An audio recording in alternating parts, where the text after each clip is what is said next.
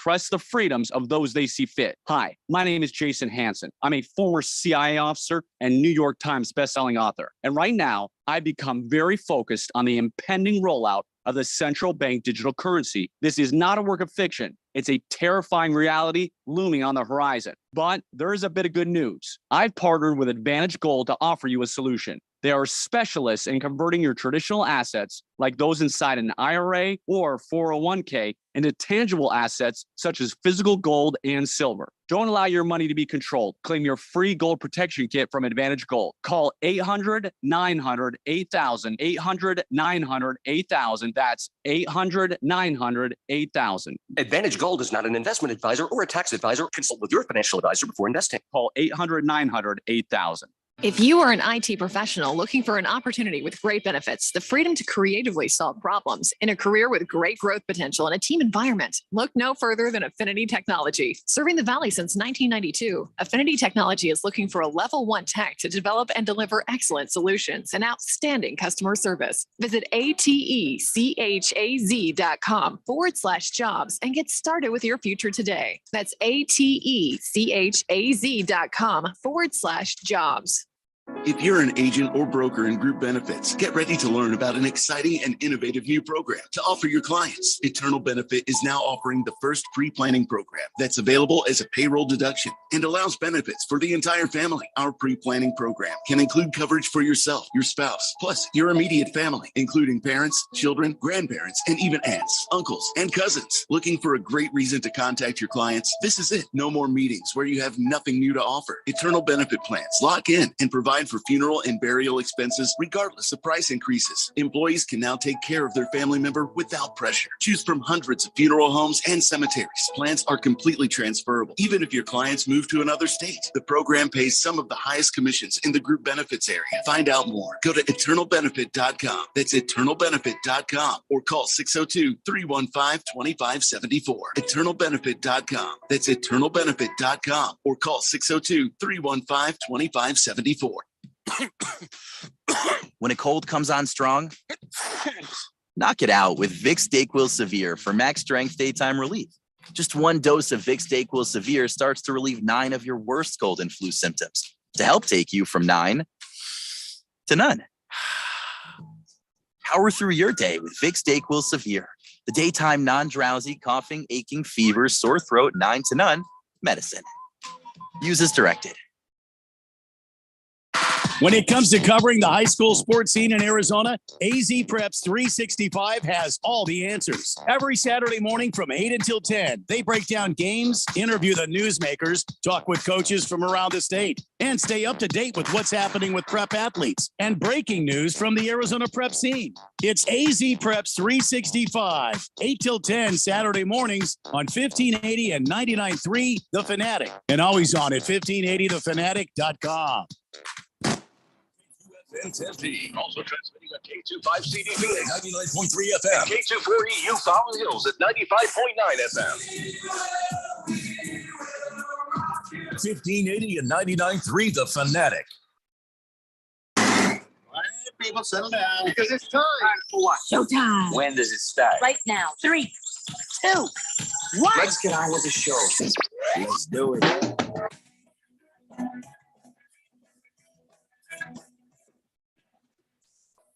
All right, everybody, it's Friday here on the Daily Blender. I'm your good friend, your radio pal, Jeffrey O'Brien, alongside Randy White.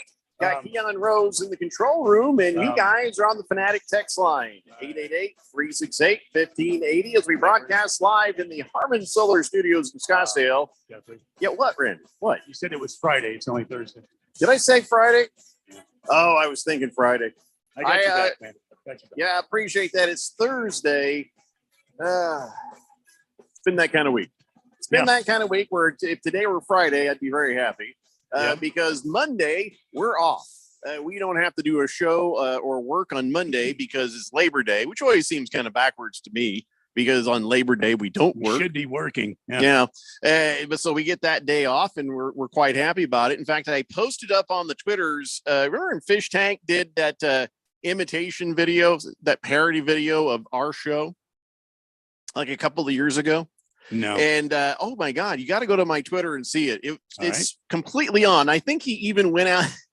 and bought a shirt exactly the same as the shirt that I would wear sometimes. It's a blue checkered shirt. Okay, yes, I remember. Yeah. Okay, go ahead. He made a funny video. It really was funny, and he nailed us. He nailed us pretty good as far as where we were at that time.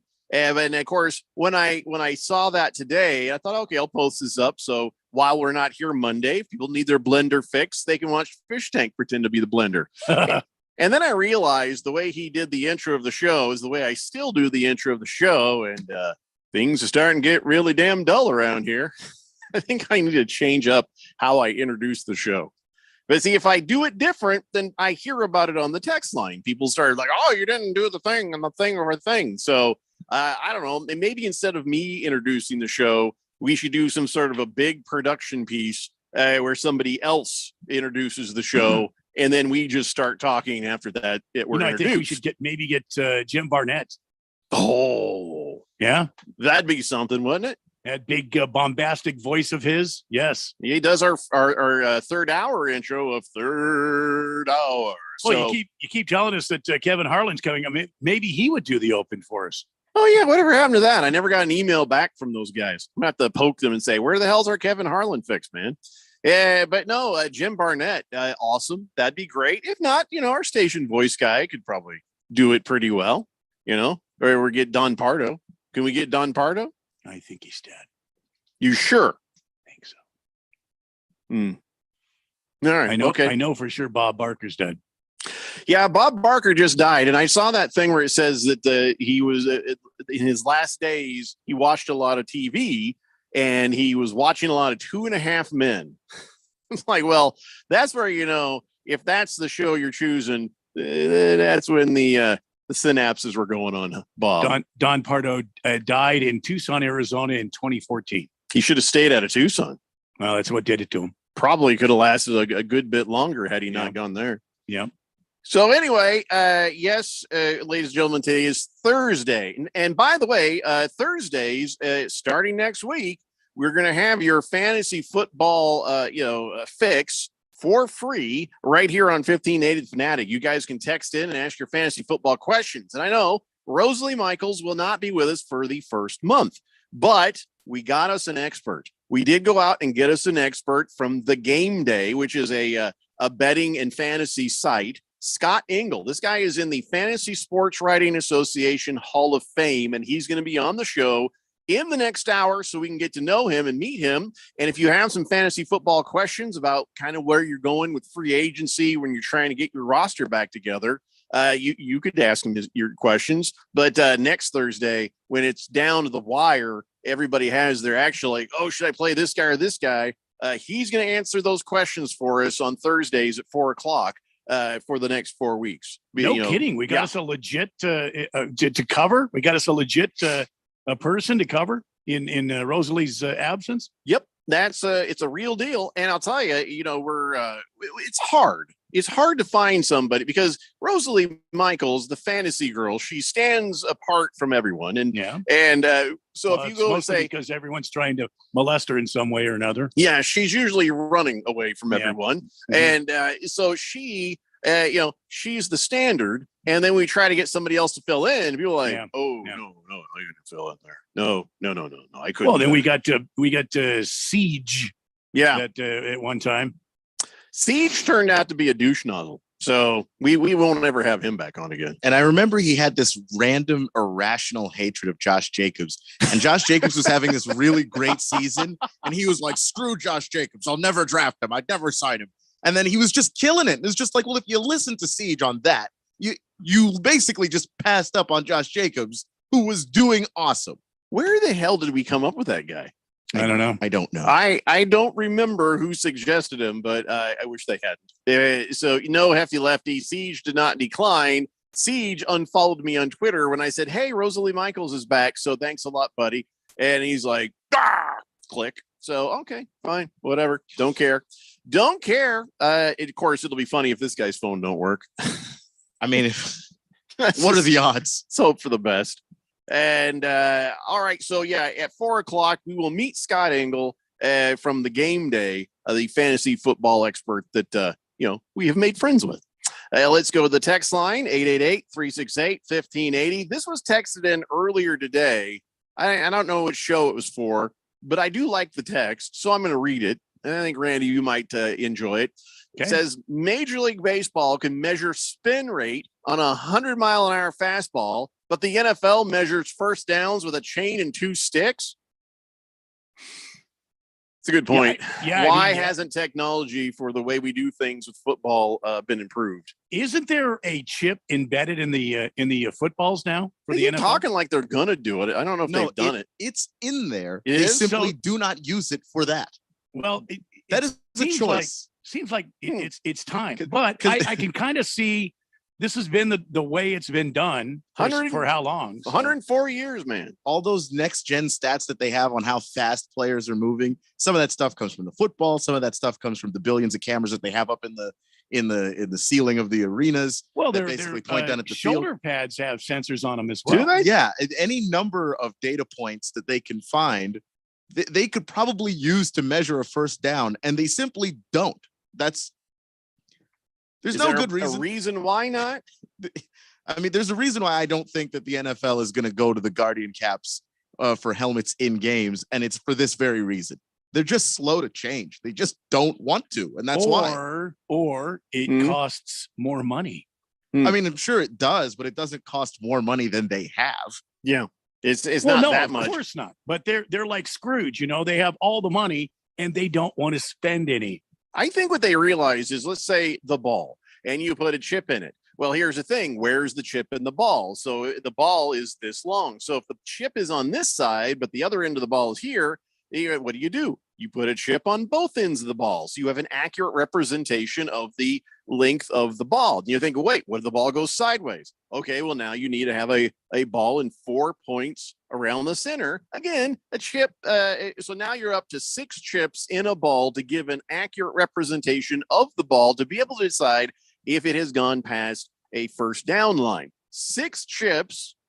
I don't think it's going to be that expensive, but it probably will jack the price up of a ball, to a certain point. But I think it would take 6 sensors or chips in the ball to give you an accurate representation of its true position on a football field. And maybe that's just too complicated for Roger Goodell. That seems like you can do that in combination with the cameras that they already have up in the ceilings of most of these stadiums. Because in tennis, when you have a shot and a player disagrees with the judge, they can challenge it, and they have a computer generated reconstruction of the shot and where the ball landed in space down to the millimeter that appears instantly on a screen. The crowd claps when it starts generating on the screen.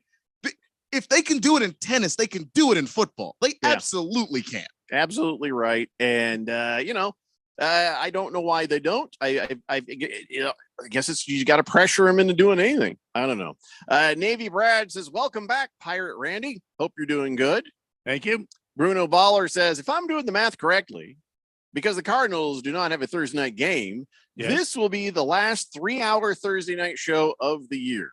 Correct. You are correct, sir. In prime time, the Arizona Cardinals do not exist. Monday night football, Thursday night football, both of those start at 4:30 p.m., at least until the time change. Then after that, it'll be 5:30, which is why every summer I'm sitting there at HR, whatever, Sunshine Protection Act, just hoping to God they pass it. But it has yet to happen. They keep saying they're going to do it, and then they don't do it. So whatever. So yes, as far as 3 hours on a Monday or Thursday, this is going to be it here pretty soon. You got one more Thursday. That's today. You have one more Monday. That's next Monday. After that, you are correct, Bruno Baller.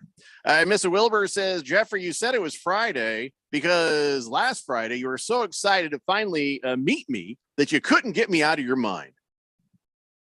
I had no idea you were showing up, Wilbur. I had no idea you, and really, you could have been taken to a Chuck E. Cheese and you would have thought you were, oh my God.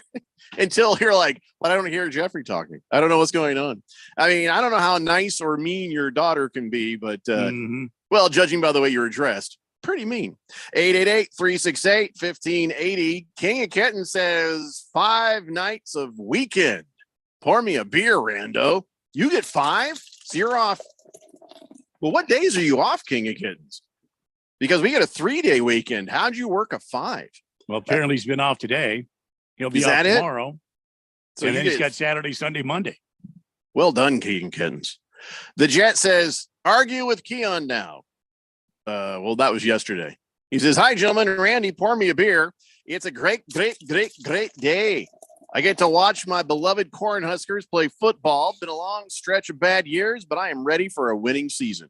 All right. We are starting college football. That happens tonight. We're going to talk about the Sun Devils and their really tough matchup. I couldn't do it. I was going to try to do it with a straight face. Southern Utah Thunderbirds. I was going to try to really get dramatic and present, but no. Yep. No. But we got our Keon Rose's college football dance party. That is going to be tomorrow. That is when we're going to have that because, well, this is just Southern Utah Thunderbirds. So Baker's Cocky Hen says, did Randy get into a fight with Keon's mean cat or something? Well, No. I don't know what you're talking about. I don't know what you're talking about. Let's see. Bruno Baller.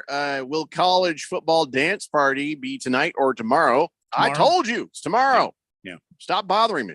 Hefty Lefty says the best Husker team played last night in front of 92,000 people. And he's talking about women's volleyball. Yeah. Women's How about that? volleyball came out. It's the largest crowd of people to ever go watch a female sport ever. 92,000. This is going to sound wrong, but if you want to move to a very quiet community Mhm. that doesn't have a lot going on, move to Lincoln, Nebraska. Yes, Because I've if been you there. can rally up 93,000 to go to a college volleyball game, They are Right, that is a- desperate. that is a really quiet community. See, I've been working all day on how to present that. It's a quiet community. There is nothing happening. All 90,000 of those people show up at the farmer's market because there's nothing happening. I don't think there's 93,000 in the community. I think they had to draw They from came other from towns. farms Yeah. from miles around. Yeah, well, there's a town in the area. There's got 1,100 people live there. 900 people live there. And you're like an hour away. What you got? What else you got going on? The drive. You play some music on the way over. You catch a volleyball. So I went to Lincoln, Nebraska. And of course, the first thing they tell you, this becomes the largest, our stadium becomes the largest city in Nebraska on game day. Mhm. Okay. What else you got going for you? Oh, I got some steak. Okay. Now what? Nothing. We have nothing. Just nothing. Corn. There's just nothing. There's a lot miles of corn. and miles of corn. corn huskers team and literal corn huskers. You turn left, you will see so much corn. And if you turn right, you will see so much corn. It's corn, but our steak is good. Got a nice stadium. Yeah, it's great stadium. Mhm. It's great. So when you're watching all these people there, now the thing that immediately confused me is this was not beach volleyball because it's Nebraska. There's no beach. Mhm. So this means this is not the volleyball most men will tune into. This is like the volleyball that you play in a gymnasium, right? Because I didn't watch. Yes, that's correct. Yeah. Okay, I figured that. Because sand. No, they There- didn't there- have sand. yeah. They put up a proper court, and this is and Nebraska's volleyball team is one of the best programs I understand in the country. I guess this is not just college sports. This is of any women's sports. The last sporting event that had anywhere near as much was the Women's World Cup soccer final between USA and China at the Rose Bowl back in '99. And I guess they had 90,185. So before that, we're talking in the 15s and 20s of thousands. So anyways, that's great, I guess. Just why volleyball? It just because they're real good and it was happening. It was nearby. Like They're an elite program there. The volleyball program is elite there. Because it could be badminton, but they couldn't afford the equipment. I just don't know what. I think volleyball's The way wind more would take the interesting than shuttlecock badminton. away. Shuttlecock? Yeah, the shuttlecock would fly away. Oh my gosh. So, really, you think this is interesting to watch the gymnasium volleyball? Well, I didn't. I think it's interesting. It's just on my list of sports priorities. It just doesn't rank above all the other sports. So I don't watch it often, but it's one of those, if they're playing it and it's not football season yet, I might watch it. Hefty Lefty says indoor volleyball women are more attractive on average than their beach counterparts. Really? Really? I don't know. Well, I wouldn't all have that thought sun that. damage. You think they're already at the level of last call gal? Hey, come over here. I played the beach volleyball. I don't think that's happening, Randy. Lost Toby says porn left and right. I'm down. What? No, corn. Oh, it's corn left and right, Corn. not porn. So much less interesting than what you're imagining. Yeah. Far less interesting. Depends on how you use the corn. Historian says, historically speaking, the first of Jack Ripper's victims is discovered in a Whitechapel in London's East End on this date in 1888. They still haven't figured out who the hell that was. Nope. I know who it was. Joe Biden. 888-368-1580. Well, he's old enough to have been there. I know. I'm just throwing that out there. See if somebody runs with it. He probably tripped. It wasn't intentional. Moist one says, I could understand that many people wanting to see the Wisconsin volleyball team. If you know, you know. We don't know. I don't know. Do you know? What are you talking about? Wisconsin volleyball team? There's something dirty there. Some horrible joke there. Like the picture of that, that blonde, sort of unfortunate looking police officer lady who they make all those memes about. I feel like it's going to be something like that. Bruno Baller says, actually, there are 290 residents in the Lincoln, Nebraska area.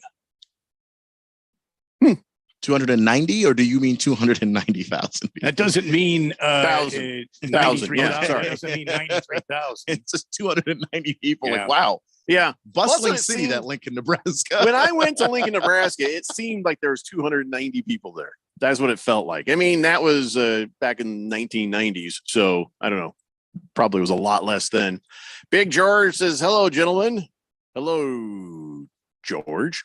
He says, I missed the second half of yesterday's show, but I caught the podcast and I have one question. Why was Keon so defensive about the stripper? We weren't talking about strippers. We were talking about porn stars. Jeffrey told a funny joke and he got defensive. We've already covered this. Keon is a defender of the women. He feels like every woman, no matter what, should be treated like your sister, like your mother, like your aunt, like your daughter, like they should all be treated nicely and well. Like a person. Yeah. Yes.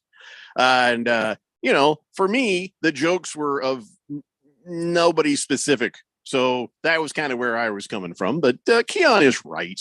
Keon is right when he steps up to defend the ladies. He is. Not going to stop my jokes, but he is right. I don't know. I don't feel like I'm trying to stop you. I just also feel like I have to add context. I don't know. That's just who I am as a person. I can't help myself. You can't help yourself, and I can't help myself, but that's how we got there. Not looking to do harm here, but a joke's a joke. Nasser Marcus says, what else is there to do in Lincoln, Nebraska? Watch corn grow? I'm sure it's a lovely place. Yeah, it was okay. It was pretty nice. Actually, I kind of liked Lincoln, Nebraska. It was no big deal. Don't they have a lot of cattle there too? Yeah, they're very proud of their corn, their cattle, and their football. There you go. And now they're volleyball. So now they have four things. Well, they won the match, didn't they? They did. I think the match, if I'm not mistaken, and if I watched the highlights correctly, I think it only lasted about 75 minutes. Everybody's looking around like, now what? You're lucky you didn't have a riot. Just the crowds of people tearing through the town. And they played it in Cornhusker Stadium. Yeah. Yeah. In the middle right there, like it was a football game. They have this, they have this sort what of. Do you think they were in the gym? Well, because where else they going to put this? I don't know. I was just like, man, that's an awful lot of people to fit inside a step. Whatever, man. Did you not hear think the that all score? the way through. Did you hear the score for this barn burner? 3-0. Yeah, it was 3-0. The Yeah, match but was over they quickly. played in sets. So like you win one. I know, but when you look up and you say that they won 3-0, you're like, wow. Yeah, it's not like they spent Well, 75 minutes scoring 3 It's points. like It's 3-0. 3-0. Yeah, That's so what it there's is. so inside of every game. I know. there's, yeah, but I it's just, know. it's just, But I'm just saying, if you look up and you see a 3-0, you're like, wow, okay, that's great. The most impressive thing for me was they have a horde of drones. Horde. A horde Oh, of horde. drones. Oh. Drones. That spelled out in the sky 93,000, whatever it was, the attendance. 92,003. And then they formed a volleyball, these drones Mm-hmm. That's in kinda cool. lights A little above scary, the but kinda stadium. cool. It's kind of weird. That's a new thing. Yeah, that's the thing. I don't know if there's a computer that flies all of them, or Yeah. if you got a bunch of dorks. I think it's a computer. Well, I think this looks pretty good. What do you think? Oh, I think this is great. All right, we got to take a break. We'll pick it back up on the text line. And dear God, let's talk some real sports. It's the Daily Blender here on 1580, The Fanatic. This is Brent Musburger's action update on 1580 and 99.3 The Fanatic. The best way to start betting smarter is to sign up for a free VSiN subscription at vsin.com/subscribe. That's vsin.com/subscribe. The Arizona Diamondbacks are off today. 2 games in Major League Baseball involving teams in the division. The Padres are home to take on San Francisco. San Diego minus a run and a half plus 155 on the run line. Giants getting a run and a half minus 188. On the money line, the Giants plus 110. San Diego minus 130 over under 8.5. Dodgers and Braves tonight in Los Angeles. Atlanta minus 142 on the money line. The Dodgers plus 120. The over under is at 8.5. I'm Tony Desiri with your VSiN Action Update on 1580 and 99.3 The Fanatic.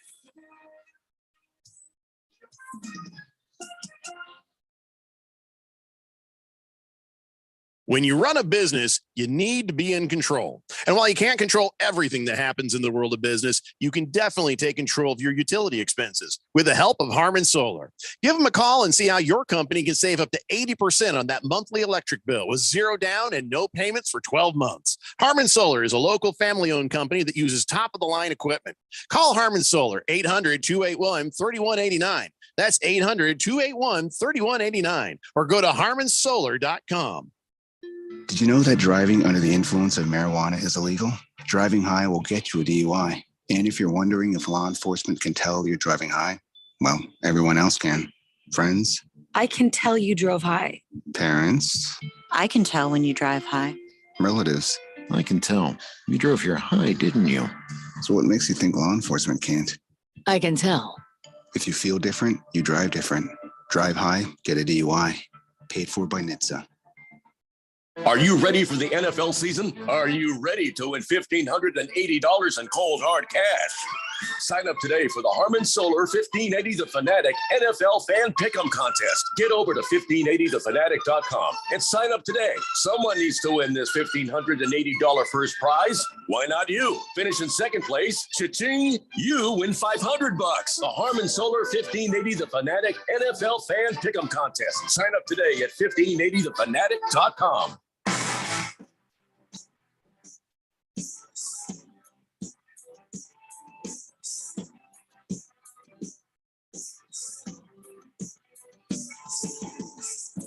Today, Blender here on 1580, The Fanatic.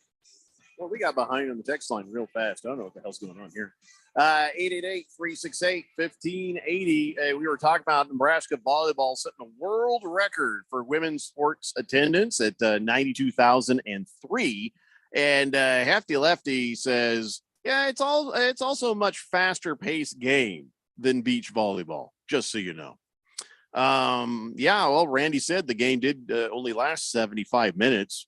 Do you think they could have planned for more than just 75 minutes worth of entertainment if 92,000 people show up? I think that would depend on the opposition, because if you win 3-0, that means the other side didn't win any games, and that couldn't means keep it going. It could have gone to 5, and you would See, I have had think more games. they should have had it. They Oh, I just should see. have had a community dance down on the volleyball court. Just everybody get down there and just Yeah, just go ahead and dance. right. Right? See what I'm saying? Woo! Prison Wallet says beach volleyball women look actually kind of manly. Not as hot as it used to be. Really? I just Telling you, it's all that sun damage. Yeah, but I thought it was more about the other parts, Wilbur says they should have played that volleyball game in a corn maze at night and let the children in the corn dictate the winner. That's just weirdness. That's just weirdness, Wilbur. I don't even know what you're talking about. Donnie says drove through Nebraska when I moved down here. Most boring state I've ever visited. It's very flat. You haven't been through Kansas then. Blissful Hayes says happy Friday. Glad you're back on today, Randy. Thank you. Lost Toby says treat girls like your sister. Isn't Keon from Alabama? No, he's not from Alabama. What? But that's also a good point. If you're from Alabama, That's why I said treat women like people, just like people, just not like your people. sister in Alabama. Yeah, like obviously, no, I'm not from Alabama. Jesus, why would you say that? Look at all the teeth he's got. It's like all of them.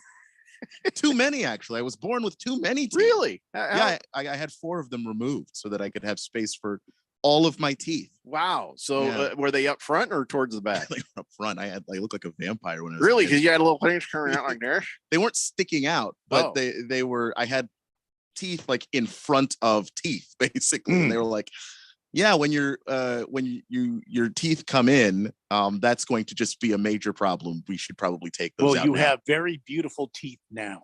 Thank you. My parents. You know what, paid for it. Keon's a shark. That means he's a shark. We should pluck out some of his teeth and see if other teeth come right in behind it. No, because I had a wisdom tooth removed. It did nothing came back. I got a pair of pliers in the engineering closet. I already had a wisdom tooth removed, and by the way, that thing was compacted as hell. It was a horrible experience. I've had wisdom teeth though. They was like in my 40s. Because they didn't. They were just kind of hanging around, not bothering anybody. And then all of a sudden they started to move on me. It was like, oh. So then I went there and I literally the dentist had his foot kind of on my chest, pulling that thing out. It was gnarly, man. Don't want to go through that again. The other one, they had got a jackhammer and broke it up and took it out. I didn't get sick or nothing from it. I heard a lot of times you'll get the dry socket thing or whatever, No, I was lucky. I didn't. Did you get fever and sick from your wisdom teeth? No, I was over it in like 3 days, but yeah, it was not a good experience when it happened. I think I got one more left somewhere, or just underneath and they told me you are better evolved than most people on the planet. I know. And he's like, no, you don't understand. Not like that. He says, teeth wise, if you only have 3 wisdom tooths, that means you are more evolved than someone with 4. I said, that just seems backwards. That seems like it should go the other way around. But they're like, no, this is how evolution has worked. Well, if I'm so damn evolved, why do I have any? I feel like maybe, this could have gone better than me having to pay money and be in pain. Evolution is blind. So, How about you, Randy? Did you do the wisdom teeth thing? Oh, yeah. It was in my 40s as well. Yeah. I don't remember anything because I told the dentist, knock me out. So it's always the best. Yeah. The last thing I remember is too. they put this thing on my nose. It smelled like bubble gum. The next thing I remember is I woke up at home. So did you have all 4 or 2 or what? I had 2 at a time. One was impacted. It was pretty bad. And then they had to go in after the other 2 where they were sub gum line. So they were just breaking through the gum line. How about you, Keon? 3, 4? I only had 1 removed. Oh, so you still have some waiting in yes, I've got the other 3 just hanging out, waiting to ruin my life. Oh, I'm sure. Oh, they're coming. Moist One says, may I ask for Keon's thoughts on the Florida-Utah game? Was that today or is that tomorrow? It's going to happen today. And it's Utah's not going to have Cam Rising. It's going to be a problem because they just don't really know what they have at quarterback with any of those other guys. But also I just feel like a giant question mark around Florida, but you're going to go play in the swamp I would tend to lean towards Florida. Lost Toby says, I also had 4 extra teeth like that. Like the shark teeth, like what Keon's talking about. Yeah. My daughter, when she lost her baby teeth, her teeth are trying to come straight out of her mouth, like they're running out to meet you, the pointy. And then all of a sudden they did, and she was able to, dentally get them. She has great mouth now. Her teeth are perfectly fine. Thank God I didn't have to pay a ton for that. Hefty Lefty says, oh, last night with the volleyball thing, they had a concert too. It was a whole big thing. Oh, good. Well, I'm glad that 75 minutes later, people weren't losing their minds in Nebraska. Like this was too short. Pro Dog says, hey, Jeffrey, is there still a jersey giveaway if you win the weekly fan pick'em contest? I'm still waiting for my jersey as the week 11 winner last year. Pro Dog, please send me an email, blender@1580thefanatic.com, so I can go ahead and yell at people. And we'll get that taken care of. Beer Bob says, Jeffrey, the score of the volleyball game was only 3-0 because those Cornhuskers, they can't count higher than that. Well, that does make sense. No, that's a good point, Beer Bob. Well done. Berg says, still better than the USL. Berg, nobody knows what you're talking about, but you and people you've heckled. When they don't know that USL is your nickname for everybody else in the Daily Blender Fantasy Football League. There's like 5 people that you specifically heckled. It's not even that many people. So let's talk about tonight. Let's talk about ASU hosting. That's right. We gave away tickets for this thing to some of our super fans. I don't know who won the tickets, but please do us a favor and take pictures and email them to blender@1580thefanatic.com so we can share them. But Arizona State University with a new head coach and no hope for a bowl, but trying to revive the program and get this thing running. Southern Utah Thunderbirds, they're at a strip mall, right? I don't know who these people are. Is this a real team, Keon? Is it? Because right now, the odds are so bad against Southern Utah in this game. They're giving ASU a 95.5% probability of winning this game. Because they should, because they are the better team significantly. Southern Utah is a real team in that they actually exist. A real team in that they are any good and going anywhere? No, they're not. This is, the thing that everybody does is sort of you build your preseason into the regular season of college football by having that week 1 game be a game that you can easily win at home, pump up the fans, have a big victory, and all of that. I think the spread on that game, the last time I saw it, was 35 points in favor of the Sun Devils. Right. Yeah. Right now, there's the odds for betting plus 31 if you take the Southern Utah Thunderbirds, and the over-under is 56. And the reason, they're expecting it to be 56-0. I mean, it should be. I honestly should be. So no, I think that this is a game where you go out, you make a statement, you use this to try and get all of those young guys on this team sort of indoctrinated in that culture of winning. And this is someone you're supposed to beat. So it's a really important game, because if you go out there and struggle, which teams have done before, they set up a game that's easy for them to win, and then it turns out to be a dogfight. You don't want that. You go out there, handle your business. I suspect that they will, just based on talent alone. It's a rebuild for the Sun Devils. Really, it is. But you got to outclass a team like Southern Utah. Yeah, this is going to be a coming out game. This is where the Sun Devils need to make a statement this year. And I think all the players that were brought here by Dillingham, the new head coach, sort of a new feel. Even the ones that played under Herm, there's like 20 seniors or something on this squad. Oh, yeah, that's right. I think they all want to make a statement that, hey, we're better than we were last year. This is a new program, and they're not going to let Southern Utah in this game any way, shape, or form. You got to get this win, because the rest of the season is going to be sad. Make the happy now, because the sad is coming. I don't know. I think ASU is going to have a pretty decent season. It's going to be. I think it's going to be an up and down year. It's a tough schedule, but there are some games on the schedule that they can win. But there are going to be some games where they look really bad, and there are going to be some games where they look really good. And part of that is just how young they are. Part of that is how young their head coach is. And I expect to be patient with them while they get through the growing pains of it. But I don't expect them to be awful. They got a new quarterback, kind of a hot new quarterback, and they've got a lot of new players in here. Kind of reminds me of how the Colts are, except for without a coked out owner and jackass GM. By the way, I'm no longer a fan of Chris Ballard. We'll talk about that later on. But you got nothing to lose. Sun Devils, nothing to lose. So it would be great to kind of have the season where we surprise them. I only want one thing, and you know what it is. You guys don't know what it is? U of A to lose? Yeah, that's it. All I wanted is just a win from ASU beating the U of A. You're talking about way down. Okay. Yeah, when we play them, the Territorial Cup. Yeah, we thought you meant like this week. And, no, we got to get that Territorial Cup back. I don't care what happens with the U of A, whether they have a good or a bad season. I just want them to cry when we take the Territorial Cup back. I don't care if ASU wins one game, as long as it's that game. Well, in this game, because if they don't win this game, they won't win that game. Yeah, I mean, so this is definitely the starting point of, even if that's your goal, you definitely have to win this game and win it by about as much as people are saying. It is that you can't win this game by 4. That's still not a good sign. Mm-hmm. Bruno Baller says, Jeffrey, are you going to be doing stand-up comedy on the Jerry Lewis Labor Day telethon? Wait, do they even do that anymore?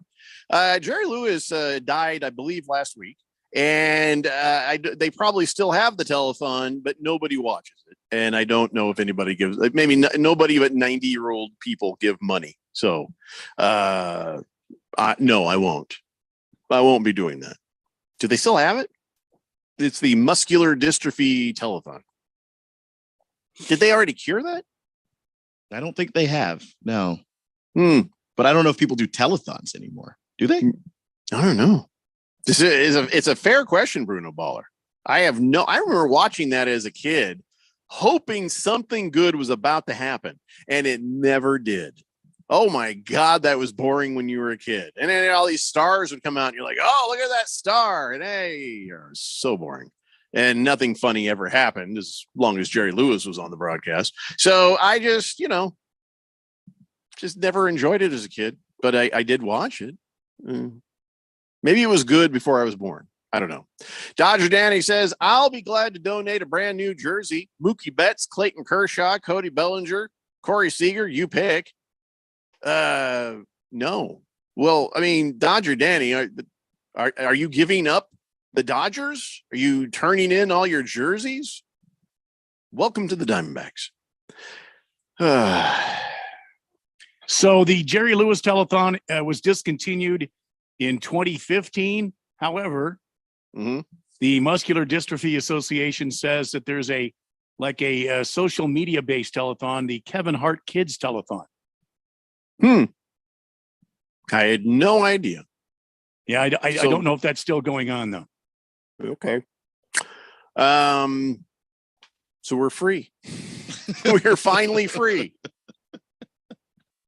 And according to the Muscular Dystrophy Association, easy for me to say, the MDA Kevin Hart Kids Telethon back in 2021 was a 2-hour thing that happened in October. You can't call it a telethon if it's only on for 2 hours. It's only a 2-hour telethon. It's not. There's no thon there to the Kevin Hart's he's very a little package full of fun. Yeah. I mean, in my opinion. Yeah. I don't think America wants a little package right now. Listen, we have to take a break. We come back. I don't know if you heard the immediate depression that hit my voice the minute I said Arizona Diamondbacks.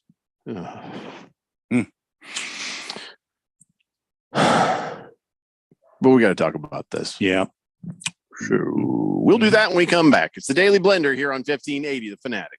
It's Raymond in Austin. We're back on All Star Sports Radio, celebrating their 30th year. Our sportsbook and casino sponsor, BetUS.com, is going big. That's right, Austin. Sports bettors can win a new truck, get the industry's biggest 125% sign-up bonus, and even get up to 30 risk-free bets. Touchdown. BetUS also has a 150% casino sign-up bonus. Blackjack, now you're talking, Austin. They also have live dealers and live betting on sports, including racetrack. Get started today at BetUS.com, where the game begins.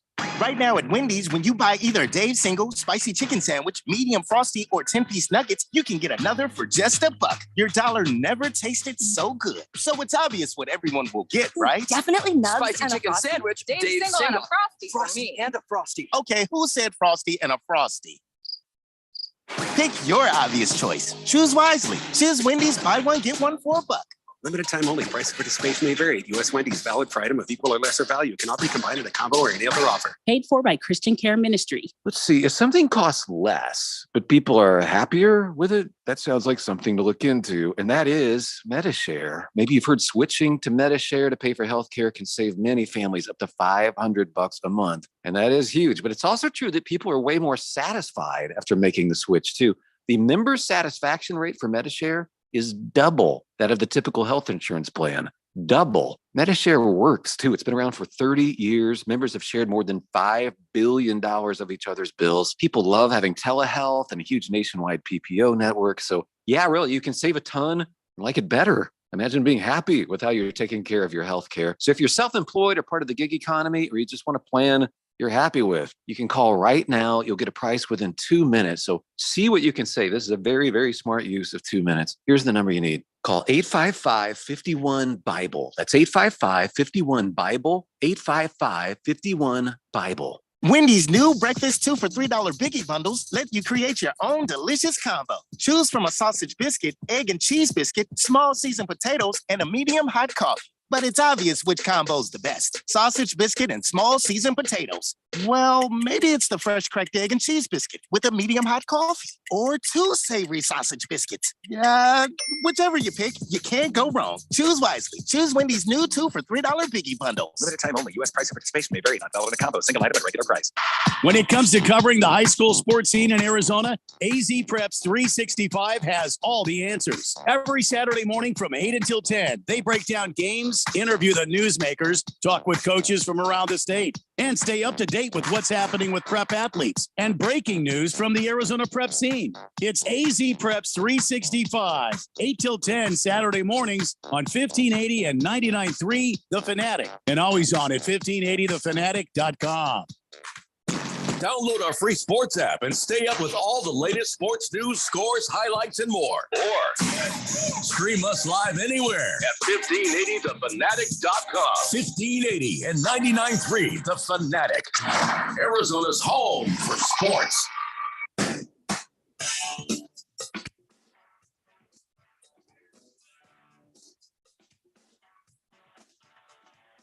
David Blender here on 1580 The Fanatic. All right, I don't mind losing the series to the Dodgers, Would have liked to at least win one of these games. So the first game we had hope. The second game we kind of got embarrassed. This last night's game, Fat. Who the hell is this guy? Fat.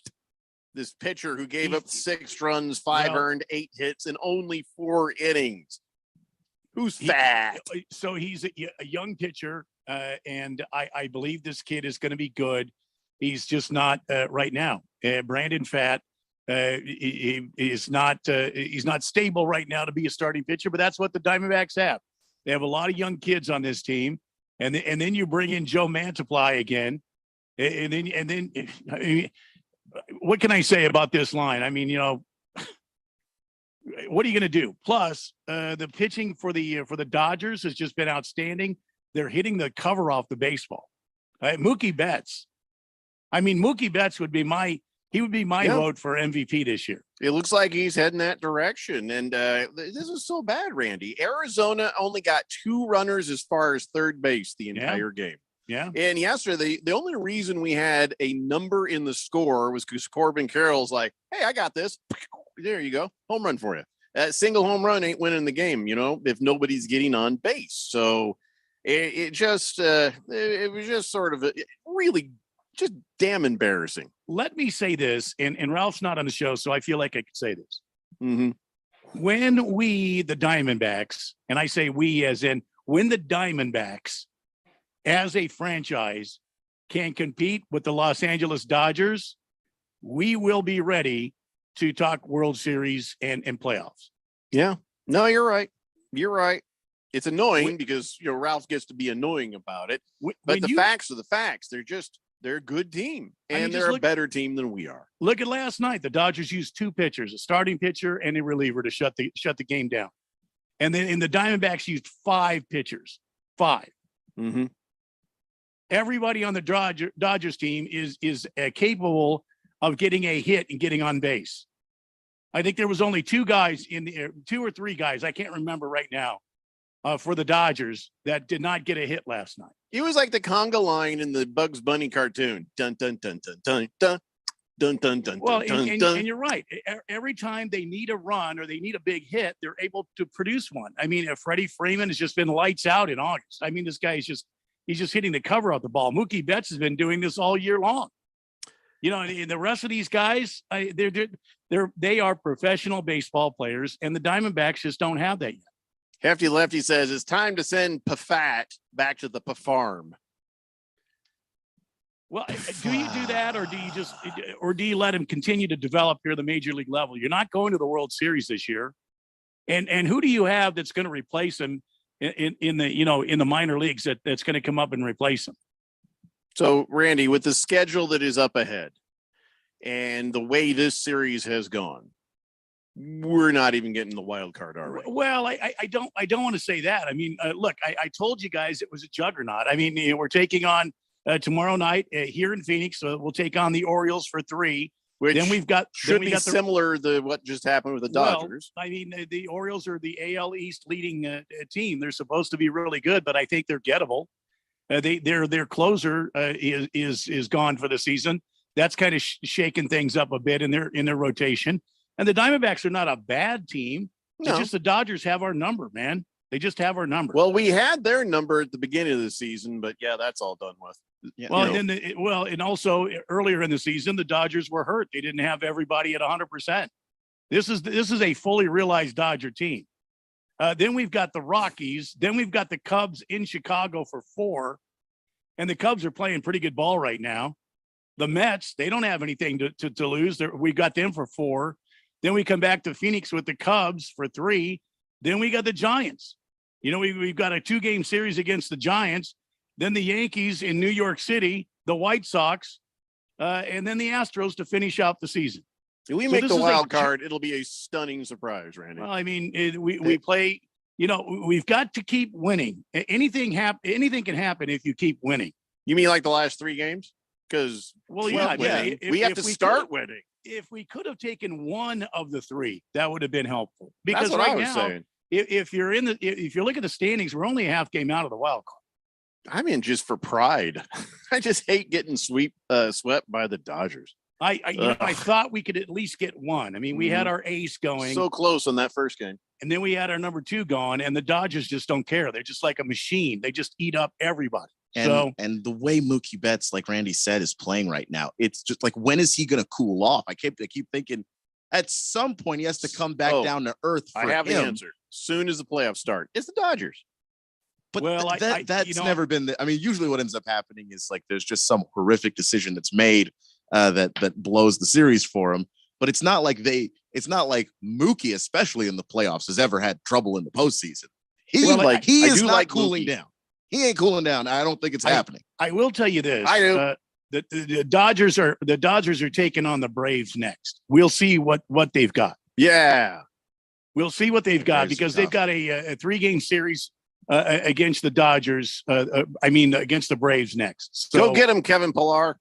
It's the only guy on the team I know. Well, he gave donations to Arizona Sports Angels, so I'm always rooting for Kevin Pillar. Well, yeah. I mean, yeah. Can't help it. Right. Hefty Lefty says, I agree with you, Randy. I just wanted to say Pafat Pafarm. Yeah. I can respect that. I understand. Yeah. Rough Rob says, dry them eyes, Jeffrey. Go Dodgers, he says. See, the Dodgers have got the Braves. They also have let's see, 2 series left against the Giants, which could be very telling. And I think they finished the season. Yes, they finished the season against the Giants. So that should be a lot of fun to watch. Bruno Baller says, I know in baseball anything can happen in the postseason, but you got a good a series starting tonight between the Dodgers and the Braves. Could potentially be the National League Championship Series. Is it tonight or is it tomorrow? I thought they were playing tomorrow. Braves Dodgers. I thought they were playing. Is it tonight?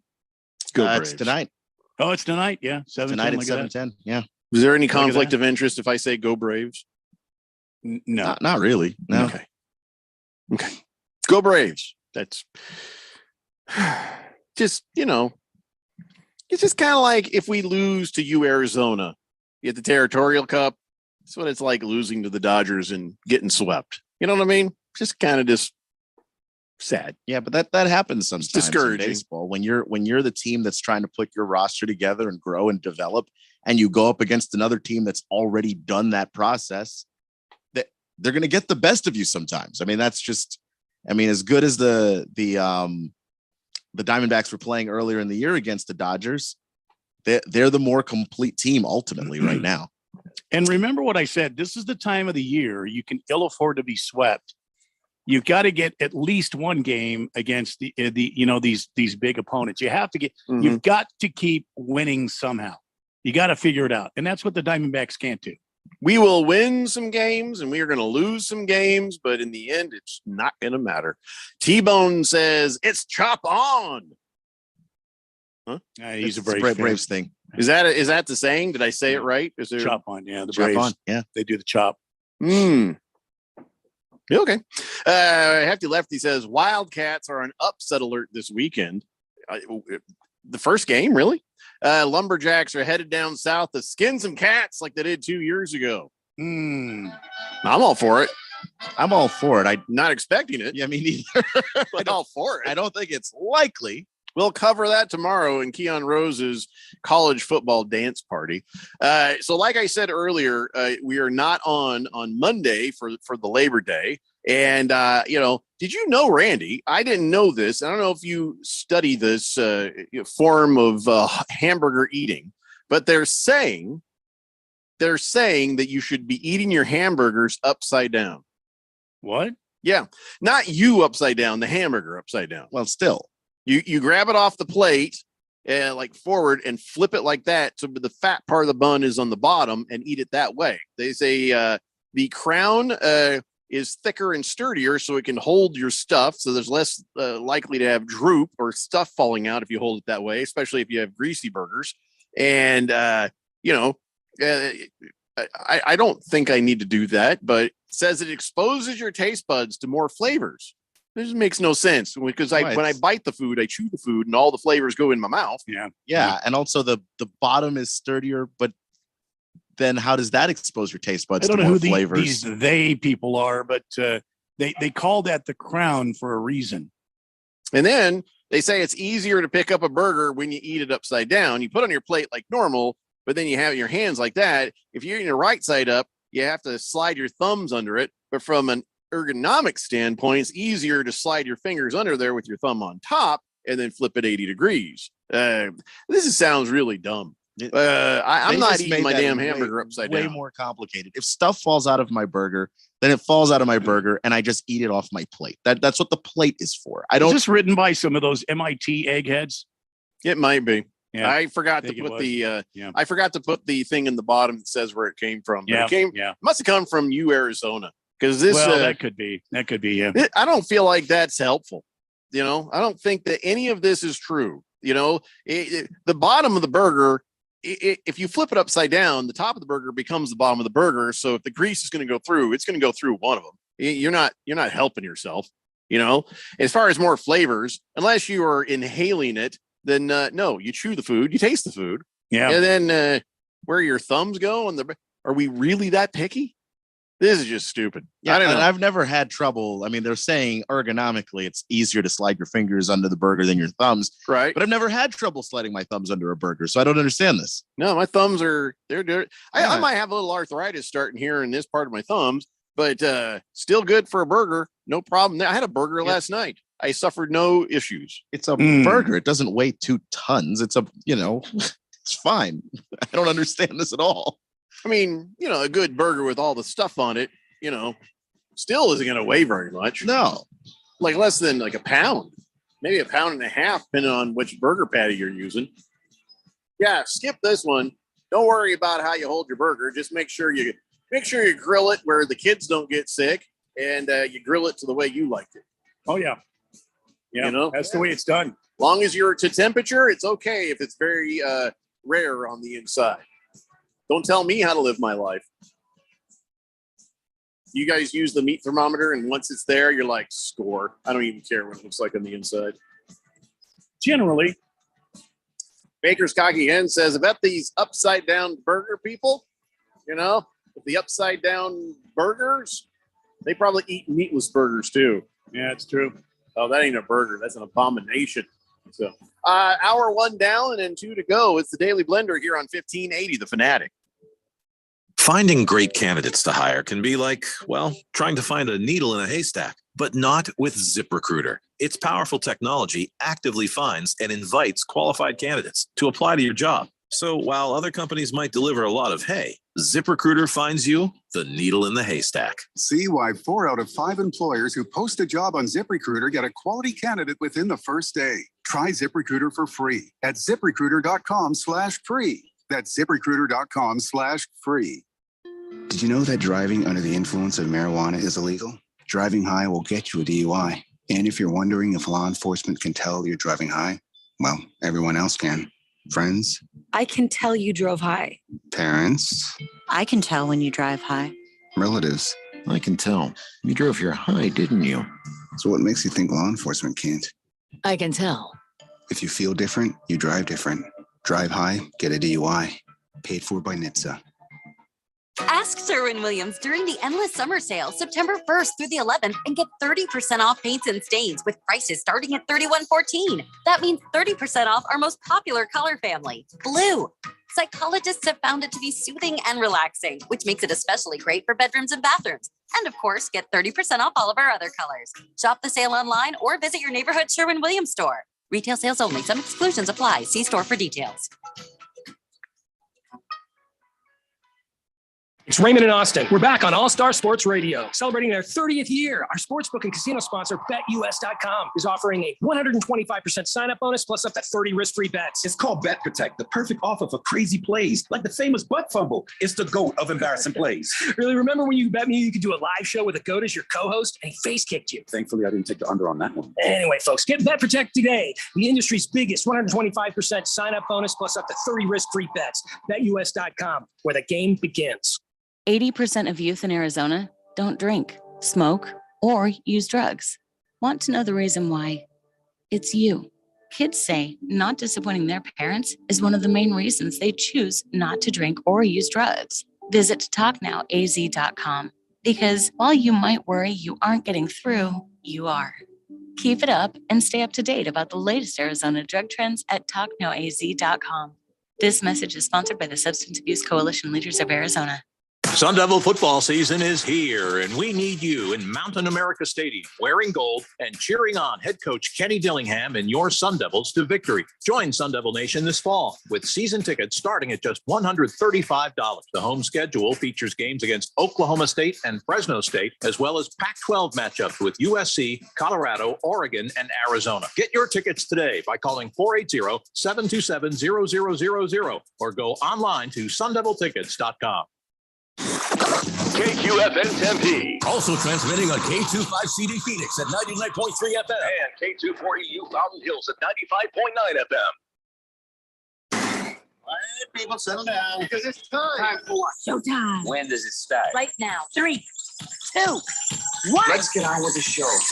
Let's do it.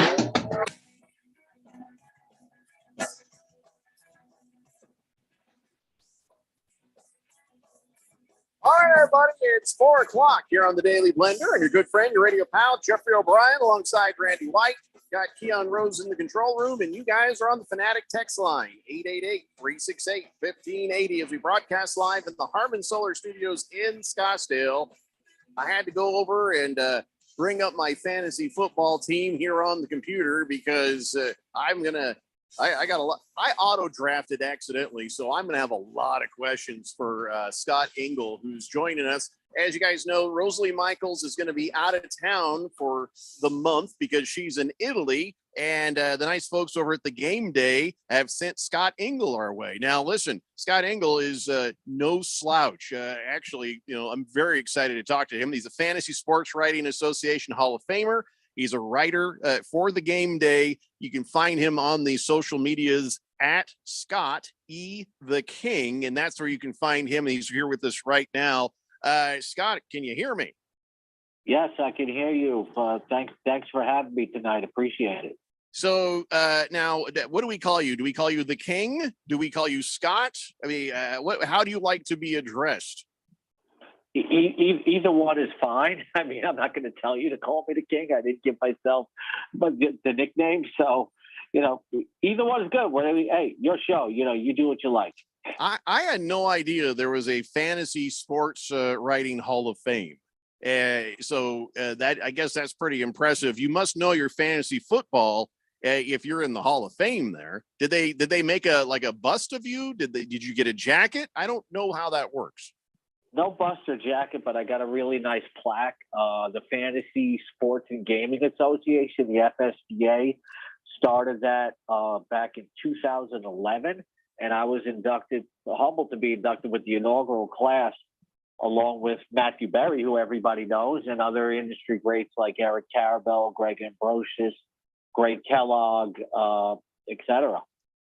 So we were going to be answering some questions for some of these super fans and their fantasy football. Now, Scott, we drafted for all our fantasy football leagues last Friday. So as far as drafting goes, we have all made our mistakes, and we're all crying in our beer, and we're trying to figure out how to get from here to there to try to win some games this year. But I know that you how many teams do you play, by the way, every year? Well, if we include mock drafts, I'm in the middle of my 24th, 25th, and 26th draft. I'll probably have about a good 18 to 20 teams this year because, being in the industry professionally, you get involved in a lot of leagues, work-wise, et cetera, and in the industry. And this is a big draft weekend coming up, so I'm sure people are going to have a lot of questions. And I certainly recommend going over to thegameday.com and checking out our preseason rankings and our sleepers, our busts, et cetera. So, yeah, I usually like to draft at the very last minute. I for any fantasy football league, because you never know who's going to get hurt, who's going to get traded, who's going to get cut, waived, you name it. So I like to wait till the last moment, but everybody was complaining about it being Labor Day weekend, so we thought we would try it a week earlier. Where do you like to draft? Do you like to draft at night? Do you like to draft during the day? Do you like to wait until the very last minute? Do you like to do it on the weekend? When's the best time to draft for you? I don't know if I have a particular preference. I'd like to draft closer to the season. I'm with you because then you have the most updated information. Just a little over an hour ago, news broke that Cooper Kupp is day-to-day with a muscle strain. Uh-oh. And they're a little concerned about it. So, that affects rankings going into the weekend. You okay, Keon? A week ago, you would have drafted Cooper Kupp 7th overall. Now he's getting bumped into the second round. Look at the Jonathan Taylor news and, the Josh Jacobs holdout. You got Jacobs at a value, but you probably overdrafted Taylor if he's going to miss at least the first four games, and he still doesn't get traded. What I really like doing, though, that maybe not a lot of people are familiar with, I love doing slow drafts, like an 8-hour clock, and you just draft over the course of a week. And it's really good for people like if you play in an office, everybody's very busy, and people have lives and families and things like that. And then you can make the picks more at your convenience. But I like it because the draft lasts longer, not just a few hours. It lasts for like a whole week sometimes. And it always gives you something to look forward to. You wake up in the morning like, oh, I'm on the board. Before you go to bed at night, oh, I'm on the board. It's fun. Man, I don't know. I think I would be completely bored if I had to wait that long. I don't know if I have that kind of attention span, but that's why it doesn't usually last that long, but it gives people time to consider their picks. They don't feel like they're under the gun. I mean, of course, I can draft with a 10-second clock. I'm not trying to brag, but for people, people go at their own pace. Like, I'm in one slow draft, bang, bang, bang, bang, bang, 7 picks, one in a row. Then another guy, he was at work, he couldn't get to drafting, so he was able to take 3 hours to make his pick. So Scott Engel likes tantric drafting. That's what I'm hearing. And for the rest of us who maybe have a minute and a half, 2 minutes, something like that, you got to have a plan, right? I mean, you even with the way you like to draft, and of course with 19 leagues, you probably all different speeds. What is the absolute best draft strategy that you can have? Well, I will say this: there's no such thing as a 5-second clock. There's the minimal clock that I've drafted with is 30 seconds ever. So just kidding about that. But in terms of draft strategy, the best approach I can tell people is people always ask, hey, should I start out running back, wide receiver, running back, wide receiver? There's no rigid plan to go with. It really let the draft come when you go with the flow. If you draft at number 9 saying, well, I spoke to 7 other guys drafted ahead of me and, it's going to go like this. Every draft is different. It's going to be unpredictable. Don't obsess over what's going to happen before you. Don't try to say rigid plan. Oh, maybe this guy will be there in the 4th round. Just it's more about approach than strategy. Really, is going with the flow and adjusting on the fly. So with your plan, and you're going to be probably doing some drafts here coming up.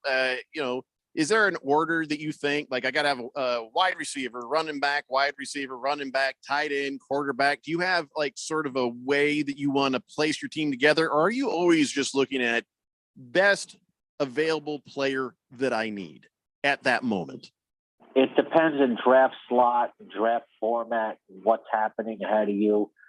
If you're playing in a standard league, 1 quarterback, 2 running backs, 3 wide receivers, tight end, kicker, defense, it really depends on what you draft. Like Jefferson and Chase will be the top 2. And, then number 3, I like Travis Kelce because he dominates the position. You'll see a few running backs go in the first round, but lately, at least half or more than half of the first round is tending to be wide receivers. It depends on your draft slot. If you're at number 4 and Christian McCaffrey's still there, you're going to go with a running back and then try to grab a wide receiver in the second round. If you're late in the first round, maybe you grab a wide receiver late and then you get a top running back. Or you can go, when people go to the 0 running back theory, which I wrote about on thegameday.com, where you just try to come out of the first round, like if you're 11 and 12, with like Amon-Ra St. Brown and Garrett Wilson. So there's no specific order. It's, again, having like a loose shell of a plan. What I always recommend, though, is I want to ideally come away with a top 7 quarterback and especially a top 7 tight end, because the position gets so unpredictable after that. It's so thin. I want to get a top 8 running back as one of my top running backs. If not, I'll wait at the position.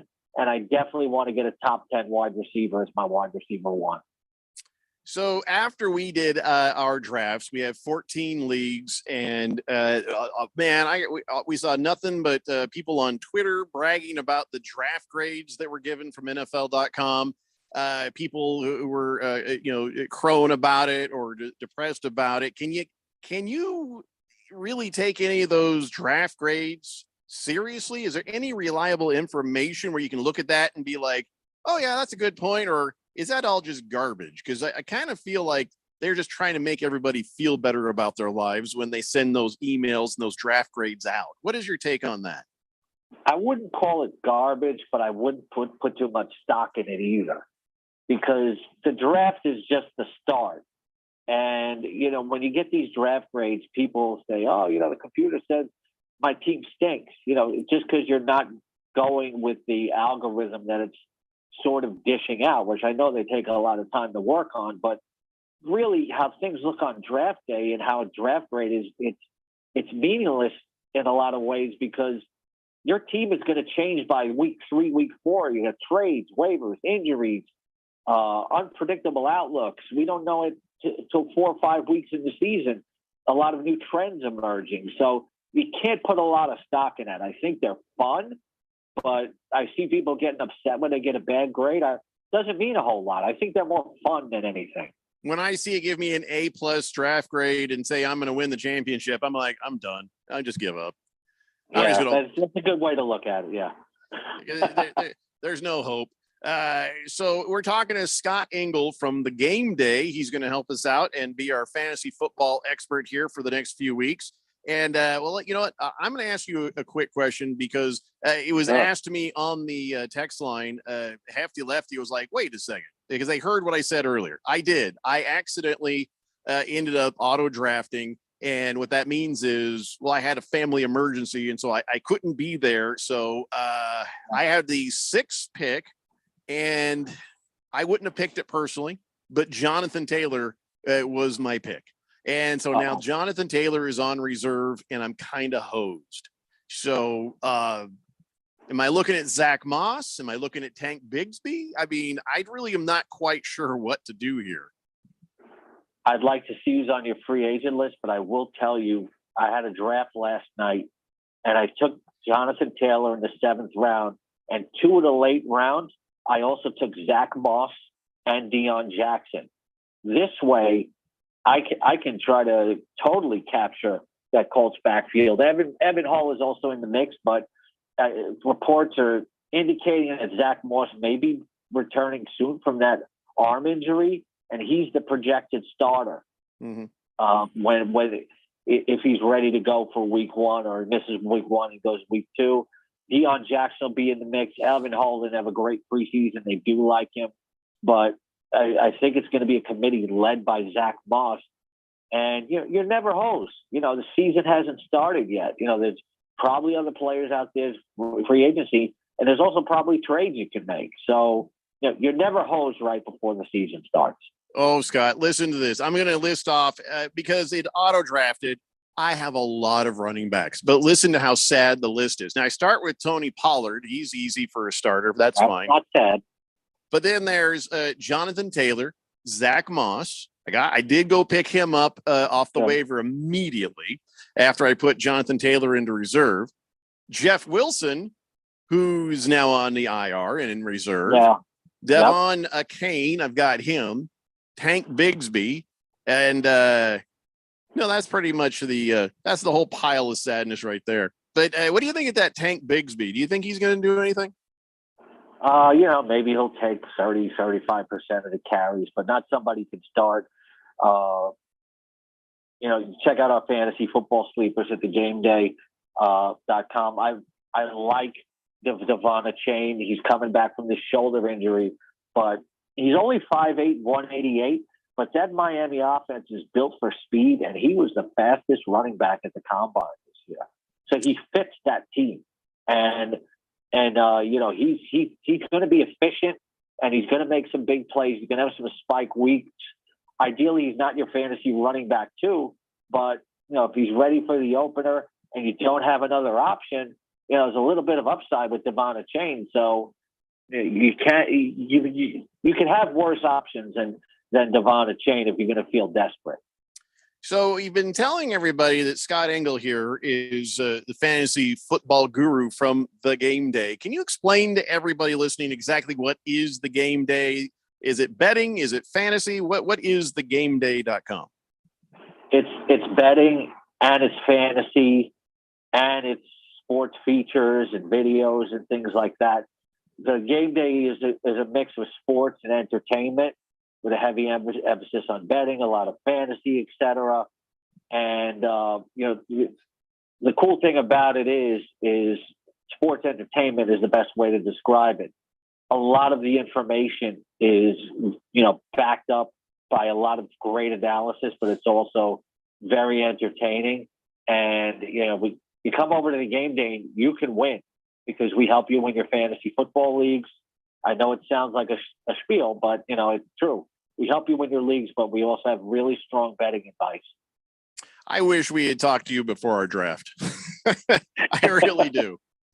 So tell me now, how long have you been playing fantasy football? You've been in the business for a while, but were you doing it back on pen and paper, or when did you step into the fantasy football world? I got involved just at the end of the pen and paper era.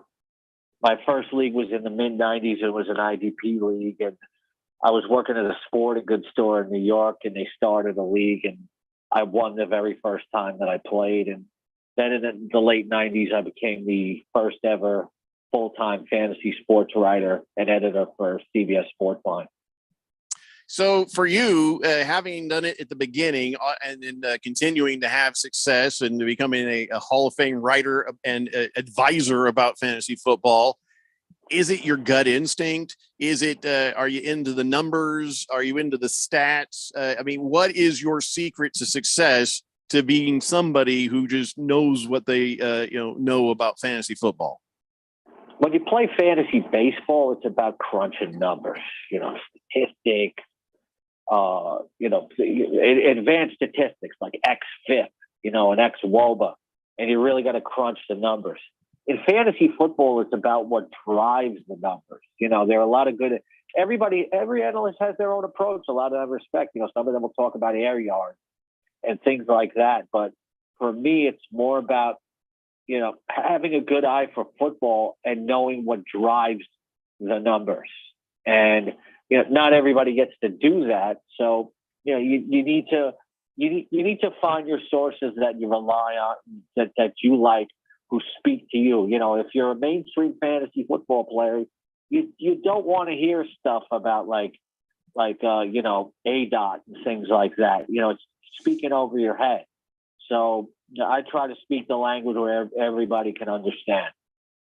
Scott Engel, he's a Fantasy Sports Writing Association Hall of Famer and writer for the Game Day, and he's going to help us out. Listen, Scott, can you hang with us through a break? I got people on the text line, and they are ready to ask you their fantasy football questions and see if you can help give these guys a good boost to their fantasy football season. Of course, there's nothing I enjoy more than answering fantasy football questions. Well, I know that Randy and Keon, they're ready with some questions as well because it's about to get very competitive around here. It's a Daily Blender here on 1580, The Fanatic. We all hear the radio ads about the IRS. They tell you to be afraid, to be scared, and they try to frighten you into calling. I'm not here to do that. Tax Relief Advocates is different. TRA is here to tell you that if you owe money to the IRS, whether it's $5,000, $50,000, or $500,000, we have a solution. It doesn't matter if you're sitting in your car, at work, or with your kids. No matter where you are, call now. 800-583-2668. Don't lose hope. TRA can eliminate or reduce what you owe to the IRS. There is zero risk to you. If we can't reduce your tax debt, then you pay nothing. Our passion is taxes and helping individuals fix their IRS problems. We have a 5-star rating on Google and Yelp and an A+ with the Better Business Bureau. You don't need to be afraid of the IRS any longer. End your tax nightmare today by visiting us online at TRA.com or call 800-583-2668. 800-583-2668. Tax Relief Advocates. Real solutions for real people. Prescriptions require an online consultation with a healthcare provider who will determine if appropriate restrictions apply. See website for details and important safety information. Subscription required. Price varies based on product and subscription plan. Hey guys, did you know there's a generic form of Viagra that works just the same, but is 95% cheaper? Just go to 4hims.com/joy. Through Hims, you'll get a free medical consultation, discreet shipping if prescribed, and the process is 100% online. To start your free online visit, go to 4hims.com/joy. That's FORHIMS.com/JOY. And now, here are the top 3 things experts recommend you do to survive the summer with a broken AC. 1, breathe very slowly. 2, do not make any sudden moves until help arrives. Just ignore it. 3, calmly express your disappointment to your husband for neglecting service on your air conditioner. They finally get me unstuck from this leather chair. I'm gonna kick your... Summers in Arizona are brutal. That's why thousands of Arizonans depend on Desert Diamond Air. From 24/7 emergency service to diagnostic checkups to full replacement, Desert Diamond specializes in both residential and commercial HVAC systems with competitive pricing and experience to service and repair all major AC brands. With federal tax credits up to $2,000, it's a great time to replace your AC system. Go to desertdiamondair.com or call 602-362-4599. That's 602-362-4599. Or search Desert Diamond Air on your mobile phone. Seems like everything is going electric these days. Electric cars, electric trucks. But what you save on gas, you pay for with that electric bill. With all these things being plugged into your house, wouldn't it be nice to save up to 85% on your monthly electric bill? Well, you can do that with zero down and no payments for 12 months. Call Harmon Solar. Harmon Solar is a family-owned, woman-owned local company that uses top-of-the-line equipment. Call Harmon Solar, 800-281-3189. That's 800-281-3189. Or go to harmonsolar.com. There are many questions to be answered for the Arizona Cardinals this preseason. Who will lead the Redbirds at quarterback when the season starts? Dominate on 3, 1, 2, 3, dominate. How well does this team adapt to a new offensive scheme? How will the new faces contribute to helping this team compete? Everybody working. Everybody working. When it comes to Arizona Cardinals training camp, Here we go. we talk about it. Your home for the NFL, playoffs, and Super Bowl 58, 1580 and 99.3 The Fanatic.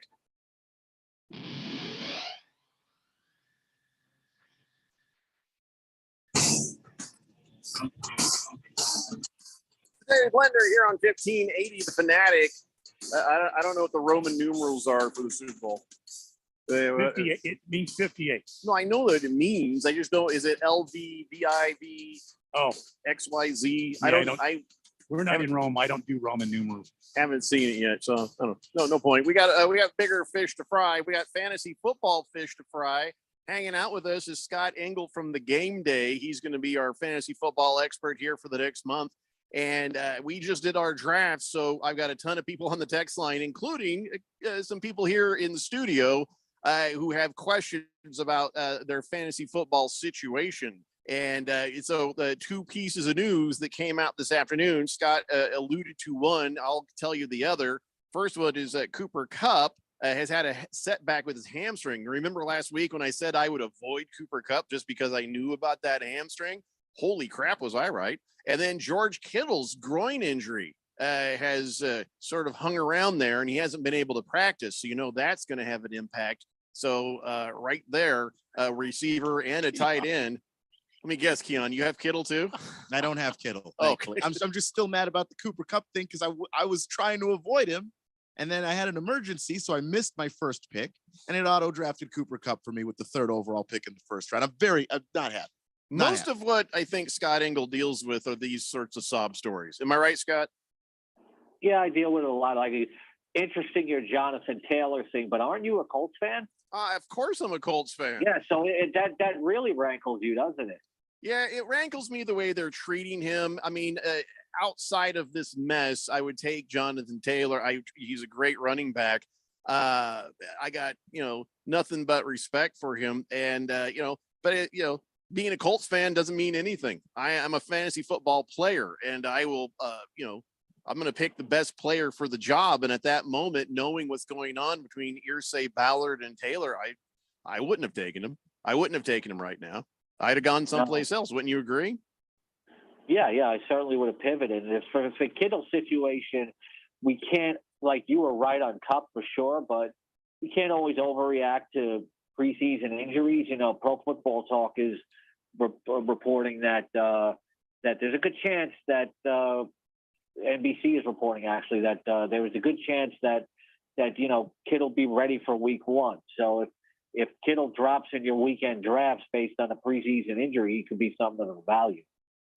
We had some people on the text line, Scott, that have some questions, and then I'm going to let Keon and Randy beg for some help as well. But Mr. Pringle says, what happened to Rosalie Michaels? Did she get canned because she can't win a fantasy football league? No, actually, she has won the Daily Blender Premier League in the past. She's in Italy, and that's why Scott is hanging out with us. And listen, Scott, probably Rosalie Michaels. You probably it's it's a community. It's like a family, this whole fantasy football thing, right? Oh yeah, it's it was very interesting because every August at the Pro Football Hall of Fame, they have a big fantasy football expo, and it was just like it was one big happy party where everybody knew each other. Yeah, there's not a whole lot of probably competition when you play each other, but it's all good fun. It's not like you guys are at each other's throats or nothing. No, everybody competes business wise, but they're still friends and they help each other out business wise too. So it's a giant fraternity. It's like Phi Kappa fantasy. That's awesome, man. All right. So the last optimist has a question for you. He says, do I start Cam Akers or Tyler Lockett in my flex? People are already getting ready for week 1. The Rams actually play the Seahawks, and the Seahawks had a really vulnerable run defense last year, and the Rams are going to test that. He's probably going to touch the ball more than Tyler Lockett. If somehow Jackson Smith-Njigba is ready for week 1, he's going to cut into Lockett's numbers. The Rams always play the Seahawks tough, no matter who. McVay always plays Carroll tough. I'm going to go with Cam Akers because more guaranteed touches. There you go. Big George says, question for Siege. It's not Siege, George. It's Scott Engel from the Game Day. Yeah. He says, would you start Geno Smith or Lamar Jackson? Okay, before you answer that, you don't have to answer stupid questions. When the stupid questions come, you don't have to answer them. But I am intrigued because Geno Smith didn't do horrible, but come on. Lamar Jackson or Geno Smith, George? And that's slam dunk, easy Lamar Jackson. You don't sit Lamar Jackson for Geno Smith. And that's not a knock on Geno Smith. Geno Smith finished his QB5 last year in the fantasy, and no one can debate this with me because I'll go to the wall on this one. The Seahawks now have the best receiving trio in the NFL. Okay, with Jackson Smith-Njigba as that third wide receiver to go with Metcalf and Tyler Lockett. So in drafts this weekend, Geno Smith is something of a value with an ADP of 14 at 16 at quarterback, according to Fantasy Pros. But you just don't bench him for Lamar Jackson. And Bengals fans, don't at me at Scott E. the King on Twitter and tell me that Tyler Boyd's going to be a better receiver than Jackson Smith-Njigba this year. There you go. Donnie says, should I worry about having Kenneth Walker on my team? A lot of talking heads love that Charbonnet. I wouldn't worry necessarily. I love Walker when he's out there. He can score from anywhere on the field, and he improved as an inside runner. That said, I'm forecasting like a 60-40 split in the backfield, with Charbonnet being a complement that is a physical banger and catches passes, different, unique skill set than Kenneth Walker III. But Walker's still going to be the lead back, and if you got him as your fantasy running back too, I think you're okay. That said, if I could trade for Zach Charbonnet and lock up that whole backfield, I'd do it. Rough Rob thinks 8 hours for one pick is insane. Hey, listen, maybe somebody wants to get in the car, drive down the coast, think about life, come back and hit a button. Maybe that's everybody has their own ways, Rough Rob. No one takes up the full clock. If there's etiquette in slow drafts. Slow drafts, even if it's an 8-hour clock, take 3-4 hours if you need it. And nobody takes up the full 8 hours, or we don't want to play with you again next year. Well, there you go. Pro Dog says, running back 2, R. White from Tampa or Jay Gibbs from Detroit? I like Rashad White, physical runner who can catch passes, but Jahmyr Gibbs has so much upside. Probably no other rookie running back has more upside than Bijan Robinson. If that was a 1-2 punch for you, it'd be nice, but I'm starting Jahmyr Gibbs over Rashad White. That's a better offense in Detroit. Mr. Binkai says he's got a couple questions. Here's the first one. Any sleeper tight ends out there that you're looking at? Yes, Jawan Johnson of the New Orleans Saints. 7 touchdowns last year, playing with Andy Dalton and Jameis Winston, and now he gets Derek Carr, which is an improvement. And they've had a great camp together. They've had a great preseason together. But my recommendation out to you, heavy recommendation. I insist on walking away from every draft with a top 7 tight end, because after Dallas, Goddard, Kittle, Pitts, Waller off the board, you're throwing darts at the position. And so, look, some tight end emerges as a sleeper, but you're talking about maybe 2 guys out of 20 that do it. It's the thinnest, most aggravating position in fantasy football. Don't wait on drafting a tight end. Get a top 7 guy. There you go. Mr. Pink Eye's other question is, what kind of season you think Jordan Addison's going to have? Well, I think he's going to be at least serviceable, and he's got some upside. Obviously, Jefferson's the number 1. I think T.J. Hawkinson's the number 2 pass catcher there. Rookies do take a little while to start to get rolling fantasy production-wise, so you're going to have patience. But by the end of the season, he could at least be a fantasy wide receiver 3. All right, so now we're going to go ahead while people are texting in their fantasy football questions, 888-368-1580. Randy, Keon, which one of you guys wants to get some information here? Get a little help. I've got a question right away for the King. Hello, Mr. the King. Randy White speaking here. Good to meet your acquaintance. So I'm a bit of a quandary here. I've got Chris Godwin on my bench, and I've got DeAndre Hopkins starting as a wide receiver.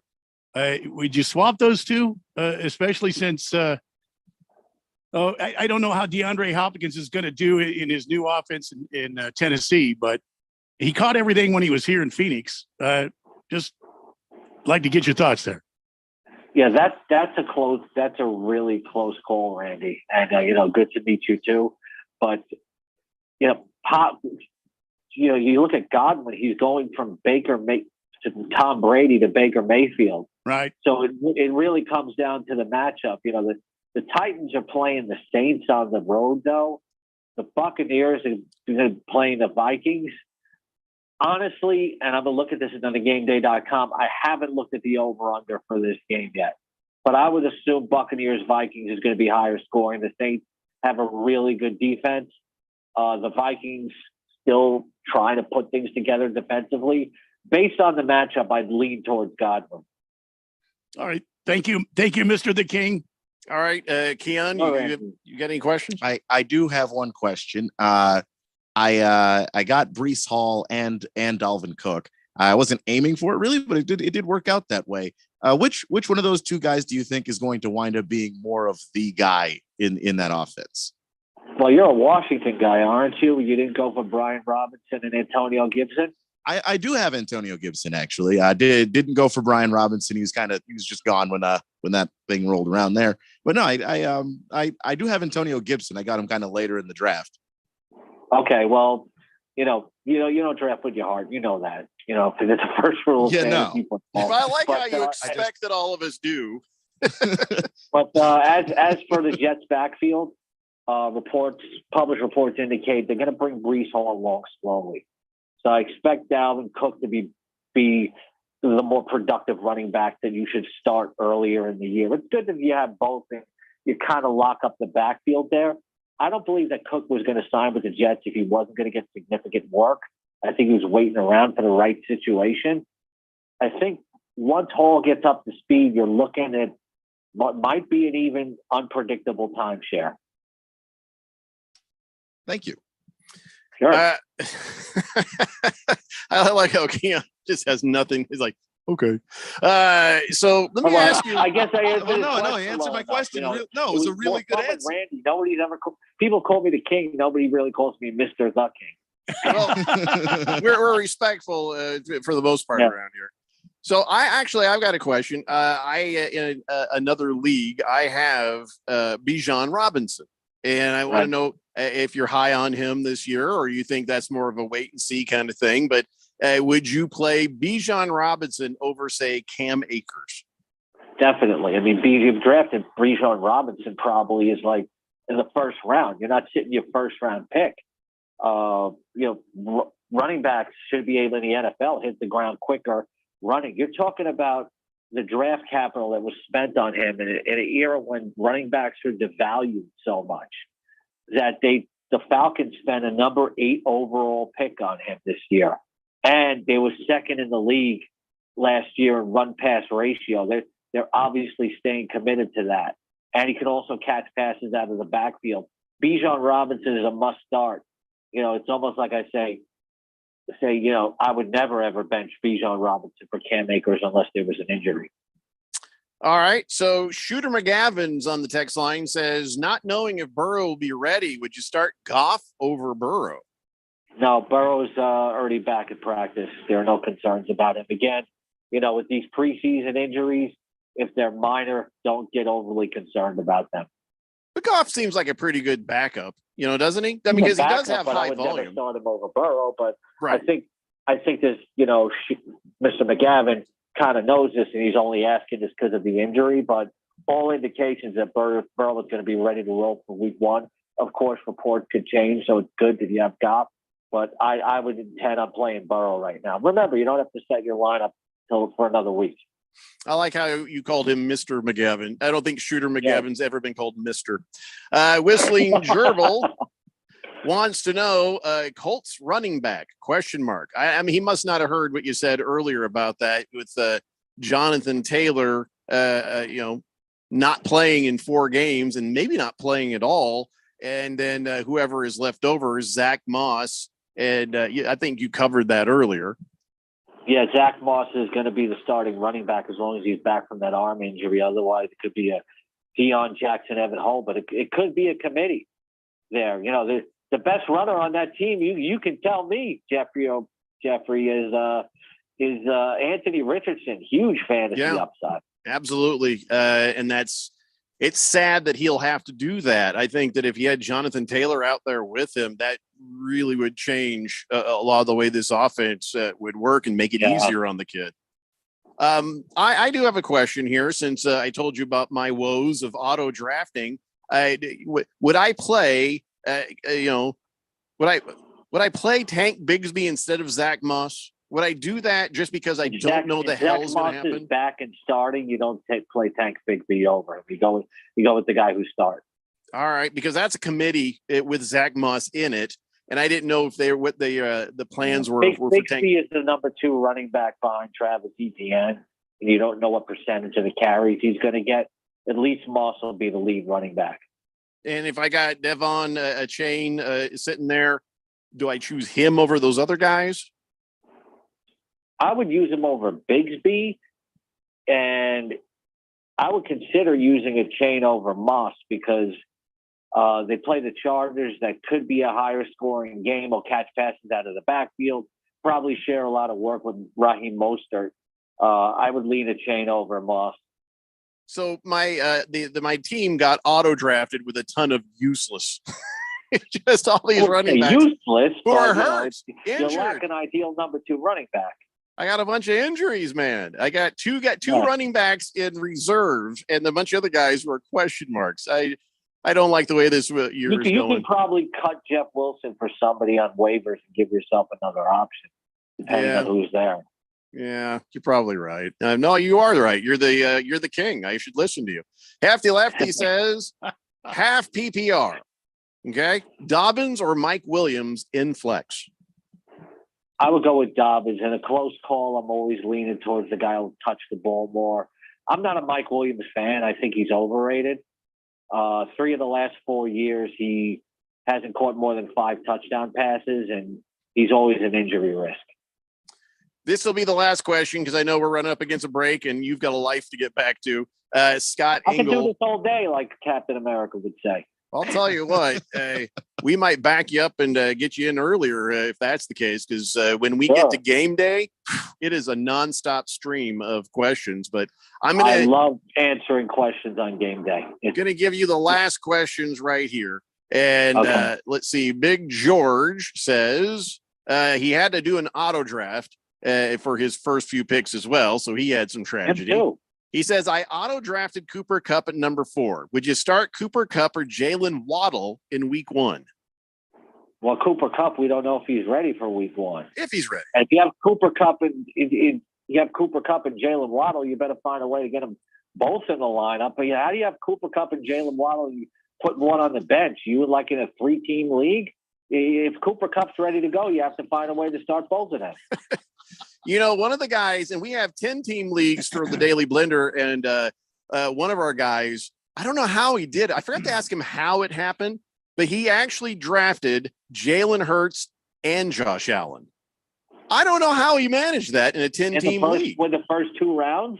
That's what I was saying. I forgot to ask him how that worked, but you know how it happens. Somebody takes one of those quarterbacks and there's a rush, but he walked away and he had some other good picks. I don't even think that was his first pick.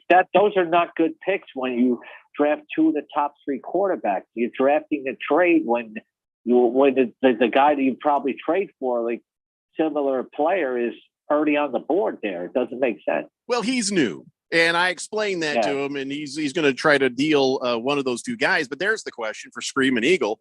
Would you get rid of Jalen Hurts or Josh Allen? I think whatever player brings you back the better return in the trade. They're so close to each other. I have Allen ranked number 1 because he's finished as the top 2 fantasy quarterback in 2 of the last 3 years and first twice. But, Hurts is very close. People will draft Hurts over Allen as well. Whoever brings you back the better return in a trade. Do that. Gotcha. One last question, and that's it, people. I'm not doing this anymore because we were so late for the break. But Bite My Kebab says, which quarterback do you think is going to have a better year, Kenny Pickett or Justin Fields? You said I didn't have to answer crazy questions, right?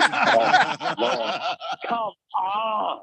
I hate to go in on a caller like this, but come on. Justin Fields rushed for the most yards by a quarterback last year. No one was even close last year.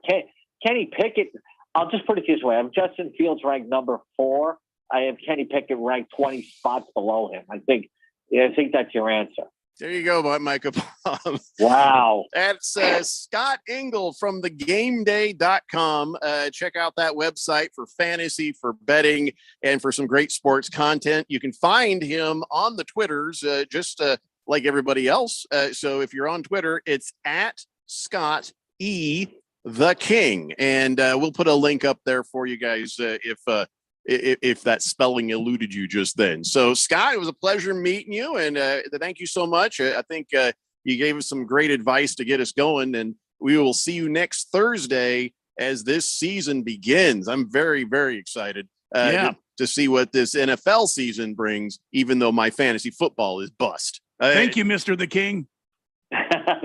Fellas, it was great. It was great to meet you. This was a heck of a lot of fun. Looking forward to the next one. And hey, if you want me to join you on game day, we can do that too. Let's do that. All right, buddy.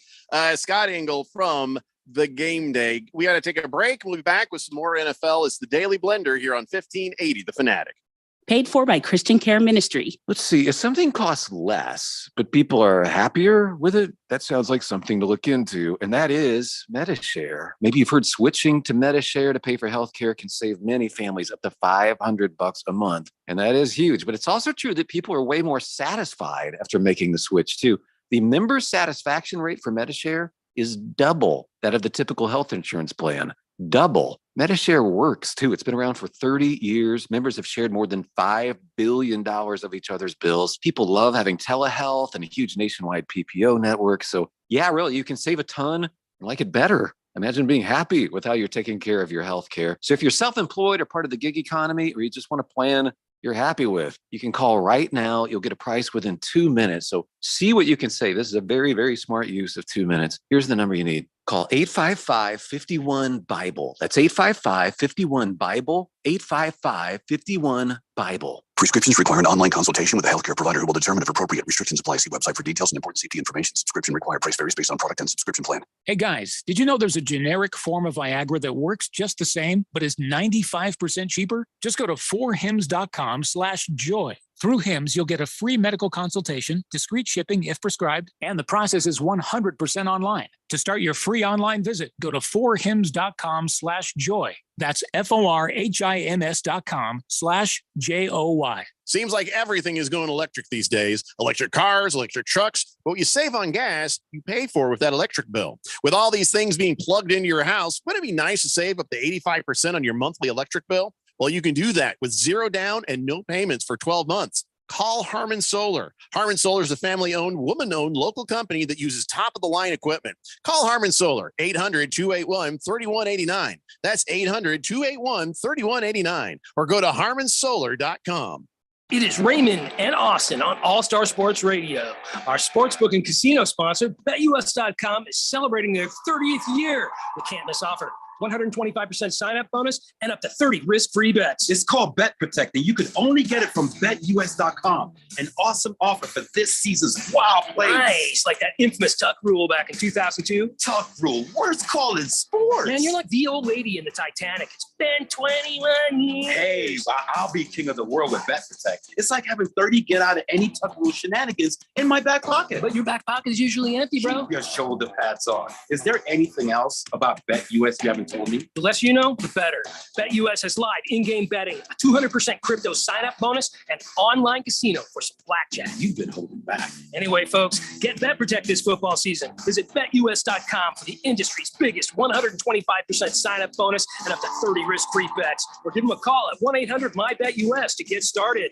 1580 The Fanatic. And at 1580thefanatic.com. Your home for sports.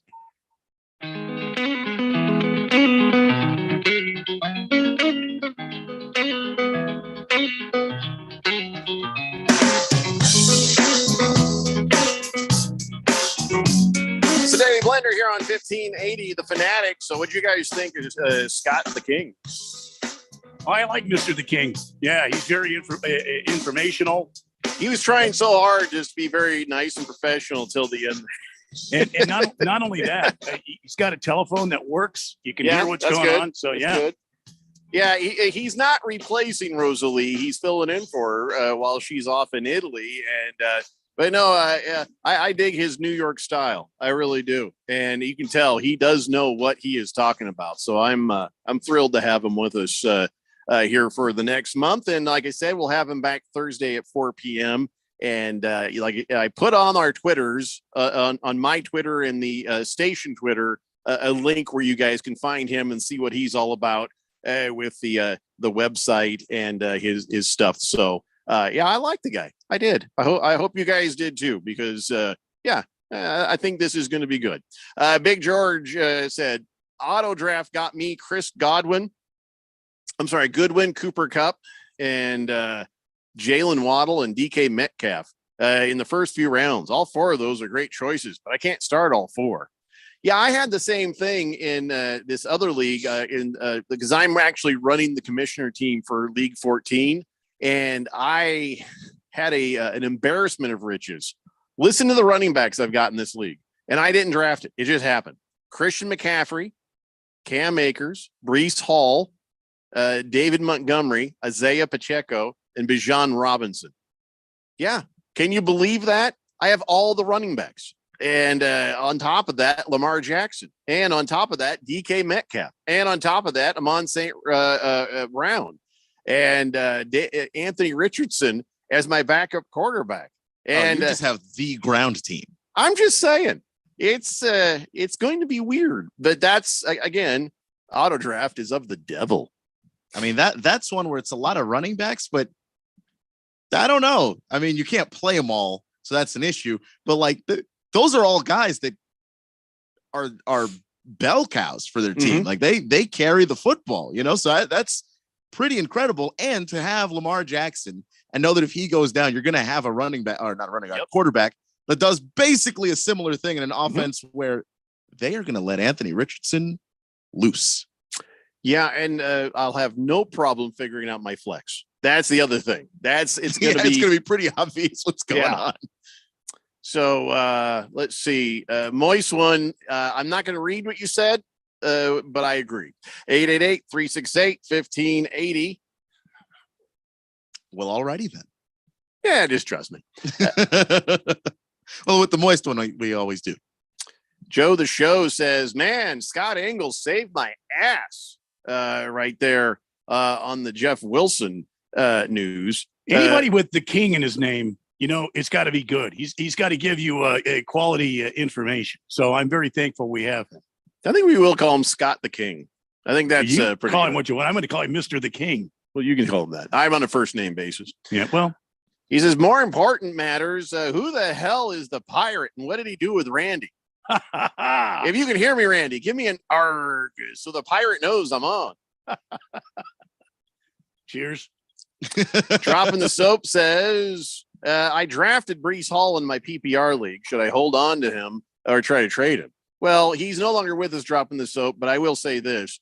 I don't know what you have. He would have asked you who are the rest of the players you have on your team to know if you should hold him or not. I personally was looking forward to trying to get him again. I figured him out before anyone else did last year, and I made some serious points with him until he got hurt. And so this year, of course, I was going to try to get him if I could get him in later rounds and just sort of put him aside as a project to see if he would start to crank up some of the same, sorts of stats. So if you got space for him Dropping the Soap, I'd say just try to hang on to him, see what happens, because you don't know what's going to happen with some of your other players either. If you got the space, I'd wait. No need to try to trade him. I don't think.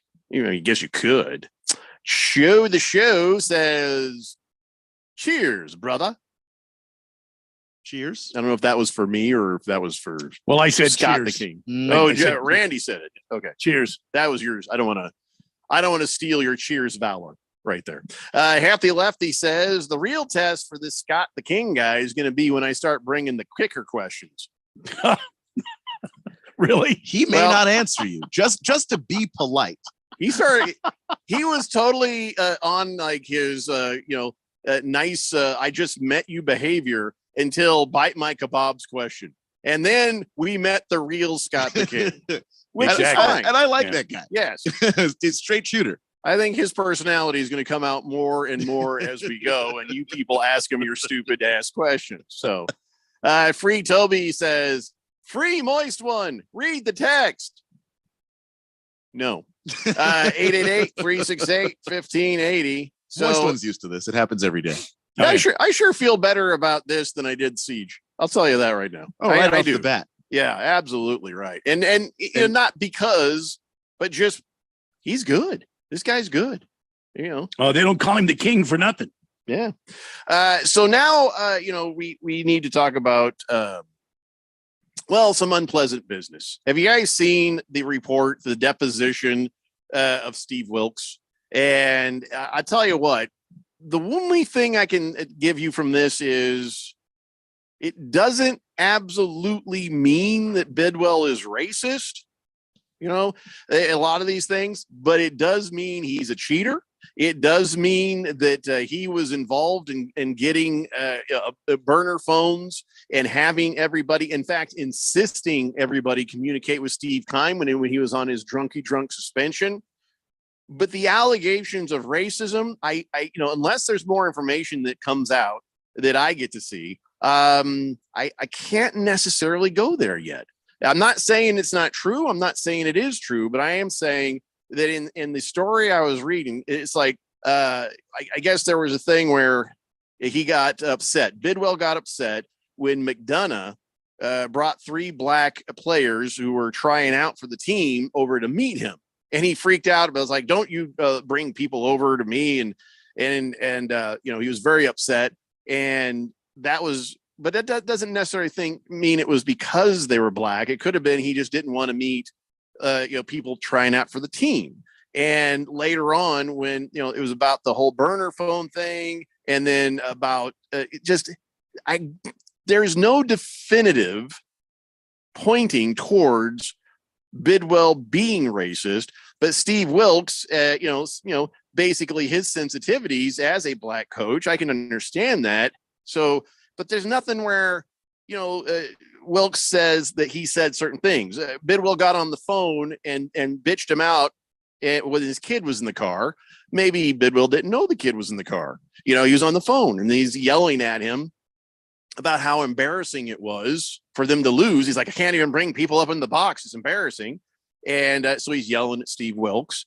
And the other thing is, where he's, dealing with the burner phones, and he sent McDonough off to say, hey, listen, this is not right. I can't do this. But all those different stories that I've read, I didn't see like a direct. Yeah, boy, oh boy, is Bidwell racist. It's just everything seems to keep pointing to he is at best an a-hole. Yeah. But I don't know that necessarily means he's racist. Like, majority of the NFL is black. So when you have three players, any random three players are more likely to be black than anything else. I don't know that proves anything about Bidwell. There was also a story involving a scout. Well, a large portion of the scouts are also black. So I just don't know that necessarily proves it. It's one of those things where there's some correlation maybe, but there is no smoking gun that's like, oh no, Michael Bidwell, that dude's racist. I just haven't seen that either. No, and I'm also not a black man, so I can't speak to what Steve Wilkes was observing and him going, seen this before. Yeah, the stuff that's kind of unsaid, that's kind of hard to describe and put into words.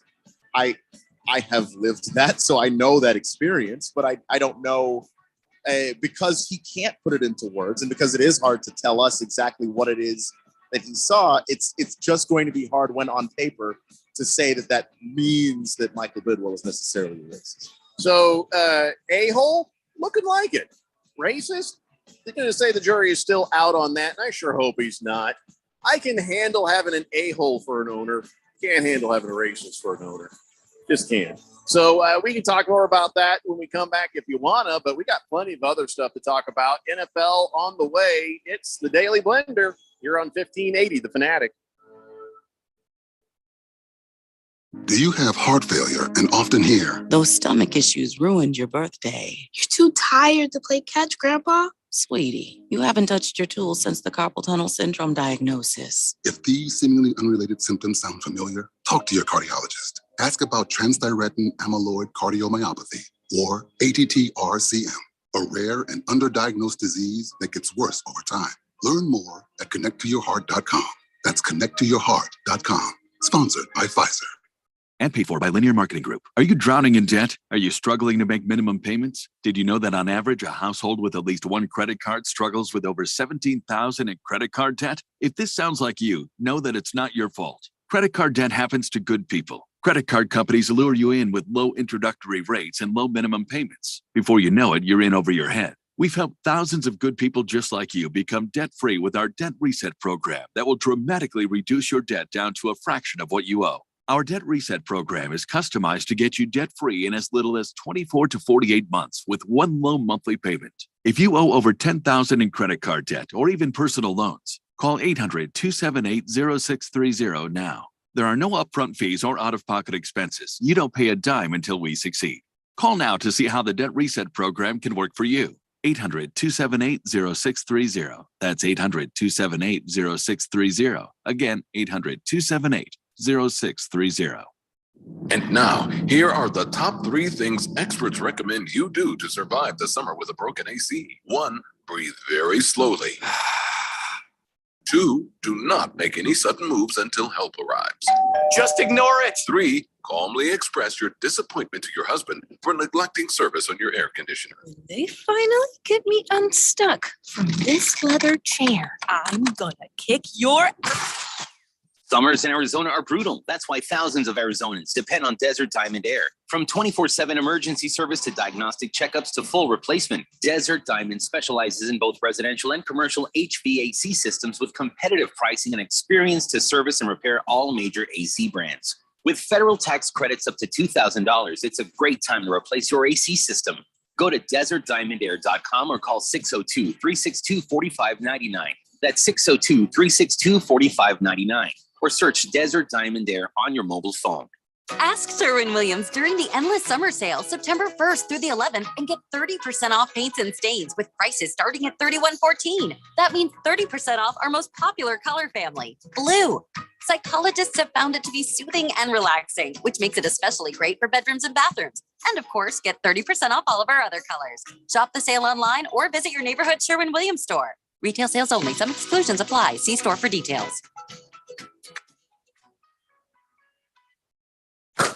KQFN Tempe, also transmitting on K25CD Phoenix at 99.3 FM and K244 Rolling Hills at 95.9 FM. It's time for the third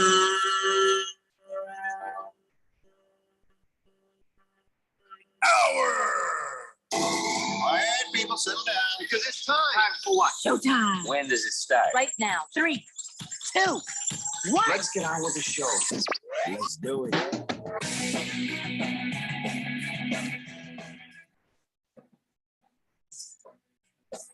All right, everybody, it's 5 o'clock here on the Daily Blender, and your good friend, your radio pal, Jeffrey O'Brien, alongside Randy White. Got Keon Rose in the control room, and you guys are on the Fanatic text line, 888-368-1580, as we broadcast live in the Harmon Solar Studios in Scottsdale. And before the top of the hour there, we were talking about ex-Cardinals coach Steve Wilkes doing a deposition. This is all about Terry McDonough's lawsuit where he filed an arbitration claim against Bidwell and, saying, hey, there was harassment, racial mistreatment of employees and cheating and stuff. Some of the points that I saw of what Wilkes said, and a lot of the stuff we've already heard, but, hearing it in a deposition does sort of ring a little bit different. But in the testimony, Wilkes claimed he was mistreated by Bidwell and pressured into breaking league rules while witnessing racial mistreatment of other employees. Well, that's part that we haven't seen. What was the racist mistreatment of other employees? That is something I guess I need to dig deeper and try to find, because right now there's stuff that you're kind of like, could be, but it's not clear. It's not necessarily absolutely clear. But one of the big things I think that a lot of people, before we have more details on the racist stuff, is that whole burner phone thing.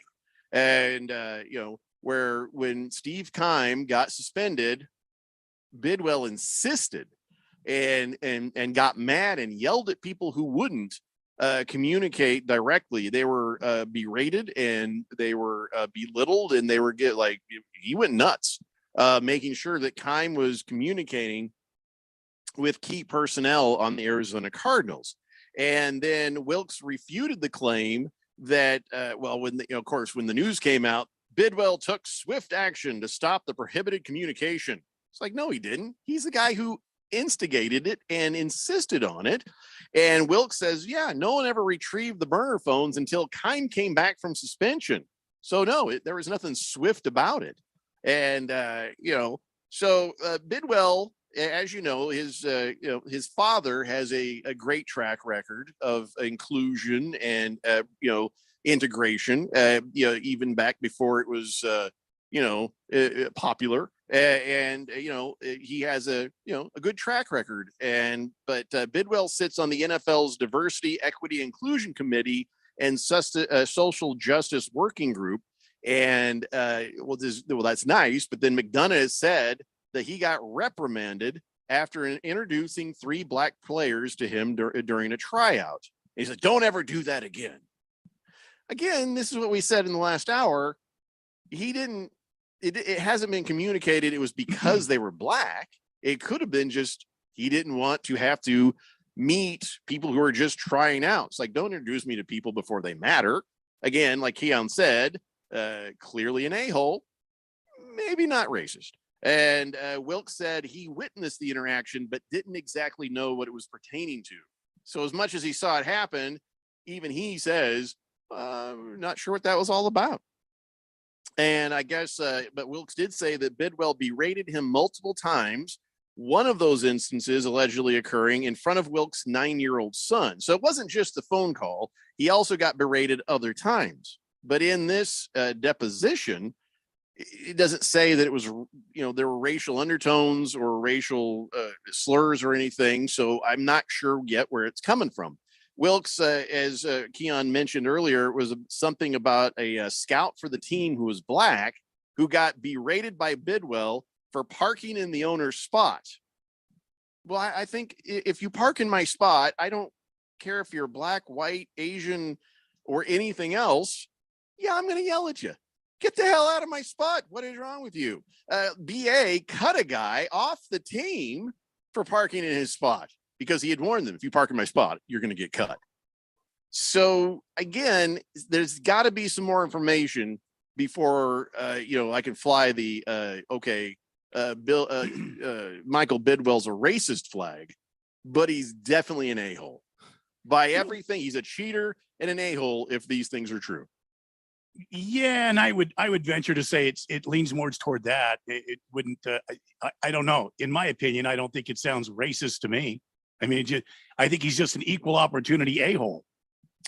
I mean, we didn't get the full report of the deposition, so if there's more to it, we'd sure like to know. The thing that kills me, well, not kills me, but the thing that I find interesting is if Michael Bidwell is doing this to people, why have there not been more coaches, assistant coaches, trainers, head coaches, players walk away from this organization saying, no. Well, BA walked away from the organization. Yeah, but he didn't say it because it was no, but we don't know Michael Bidwell. I mean, there's many reasons. One, he didn't think that they were doing a very good job of putting the team in there for him. Who knows what else was there behind that? I mean, we don't know, and we also don't know what else Steve Wilks observed or even said in this deposition, other than what has been released to the press. So there could be more. I just don't think that, that how can I say this respectfully? Because maybe Steve Wilks is somewhat sensitive. Maybe he's one of those kind of introverted guys. He's not an extrovert. He's not gregarious like Bruce Arians is extremely outgoing. He's very bombastic. Well, McDonough, who's white, is also saying some of the same things on observation. So McDonough he's got some arbitration going on, and Steve Wilks has his lawsuit too. So, we need more information before we can say it is or it isn't true. But if this is all the information we get, I'm going to say it's inconclusive. And I will agree with that. And I'm going to say, I'll answer your question, Randy. And this is not, again, like an indictment of Michael Bidwell. I still don't know anything. But with all the sexual harassment stuff that was going on in Washington with Daniel Snyder, women still worked in that organization, many of them, to the point where they actually had a handbook of how to survive working for that team. And part of it is, like day one, like, hey, wear pants, because if you walk up the stairs in a dress, there will be somebody trying to look. Like, that was part of the handbook. Like, that stuff shouldn't happen. But for a lot of people, they love football. They love the NFL. And this is their first opportunity. And they believe maybe their last if they don't play ball. Aren't there other teams out there you could go to? I mean, maybe. You make it sound like it's that easy just to find another job. It's not always that easy. And also the NFL owners, they're all pals. They're all a community. So it's not so easy. And then when you say, why haven't more people walked away, or why haven't more people come forward? Well, first it takes somebody to be brave, and then other people start to feel brave too. But it's not so easy just to quit your job. It's not so easy to find the next job. There's no guarantee that you're going to walk out of this job and have another. And you shouldn't have to quit your job because somebody is a racist or somebody is horrible. I understand that. But if the guy is an a-hole, like he's being portrayed to be, it seems to me there would be other people walking away from this organization. I mean, other players that would refuse to play here. Those guys can they can request a trade. I mean, we're seeing what's going on all across the league right now. I mean, the Jonathan Taylor situation. I haven't seen that go on. I mean, yeah, but also think about it. If you're a player of a certain level, you can request a trade if you're a third string, right guard, all you want to. You're not going anywhere. Yeah, and a lot of these guys aren't interacting directly with the GM or a president or the owner. Not really, more than, hey, how you doing? And then they're dealing with their coaches. So remember, it was the same thing with Robert Sarver. A lot of the players had no idea what was happening because they were insulated from that. It was the office people who knew about Sarver. It was the corporate people. It was the sales people. Monty or other coaches, when it came to Sarver, were like, we didn't know. So it could be the same thing for a football team. In fact, a football operation is even bigger. You could be probably even more insulated from all of that behavior generally if the owner wants it. I'm just saying it's plausible. That I think that's what I'm trying to get at here, is that I don't know that it's true. And I am also leaning towards, he seems more like he's just a massive a-hole than anything else, but it's not impossible. And so I just want to kind of keep my mind open to, if I get more information, then I may change my mind on that. Well, the thing that just really, if there's more information and you're like, holy crap, this dude is racist. Well, then, hell yeah, lead the charge. And here we go again, right? It's unfortunately not like the Donald Sterling situation with the Clippers, where it's such an open and shut case, because it's like, he just said the most racist things. Wow. Like, we just don't have that. And I don't know, there are definitely some interactions where it's like, dude, you just kind of have to be there, right? which doesn't translate to paper and doesn't tell us anything. What I look at is the thing with the burner phones. In the deposition, Wilkes said that McDonough claimed in the April filing, he expressed that his and Wilkes' hesitance to break the rules. And then it turns out McDonough got yelled at and cursed at and got written up for insubordination because he says, hey, I don't think Wilkes wants to be on a burner phone with Keim. It's against the rules. It's against the NFL thing. He's suspended. That's how they suspend. And Bidwell lost his mind over that. And there was and Wilkes did hear, he overheard the heated conversation between McDonough and Bidwell after McDonough said that, he was going to speak up and say, hey, Wilkes don't want to do this. So he says, I don't know exactly what was said. He says, I was walking off the practice field, might have been 15, 20 yards away. I just heard Bidwell berating him. So I stopped and looked, and he said McDonough didn't yell. He was just irate though. So because Bidwell had accused him of screaming and yelling, but it was actually the other way around. So it doesn't help Wilkes to speak up or make up stuff for McDonough. And I, what I'm saying. So I feel like there's some credibility on Wilkes's part on this Keim phone thing. And I don't know what happens. What sort of thing happens when somebody violates a suspension? The GM was suspended. Nobody was supposed to have any contact with him, or else he's just playing GM from home, right? Yeah. So what sort of penalties, what sort of things can come down on the Arizona Cardinals because of the burners phone scam? Because this is an owner who's telling a GM, all right, go get these burner phones and hand them out. And by God, you better use them, and talk to Steve Keim while he is, on his suspension. What sorts of penalties? I mean, we could be talking anywhere from best case scenario, you get fined some money, which Michael Bidwell could definitely afford. Worst case scenario, you start losing draft picks. And the team and the league starts going after the team and saying, you know what? No, you're not going to get, to be rewarded for all of this. We're going to find a way to punish you in a way that is going to actually meaningfully hurt you. It just depends on how much the NFL owners believe that this is a unique case, because maybe it's something that's just common and nobody talks about it. It's just a hush hush thing. Or maybe they're all mad that, like, what the hell? We don't do that when our guys get suspended. And then they go after the Cardinals in a very specific and way to really try and hurt that team.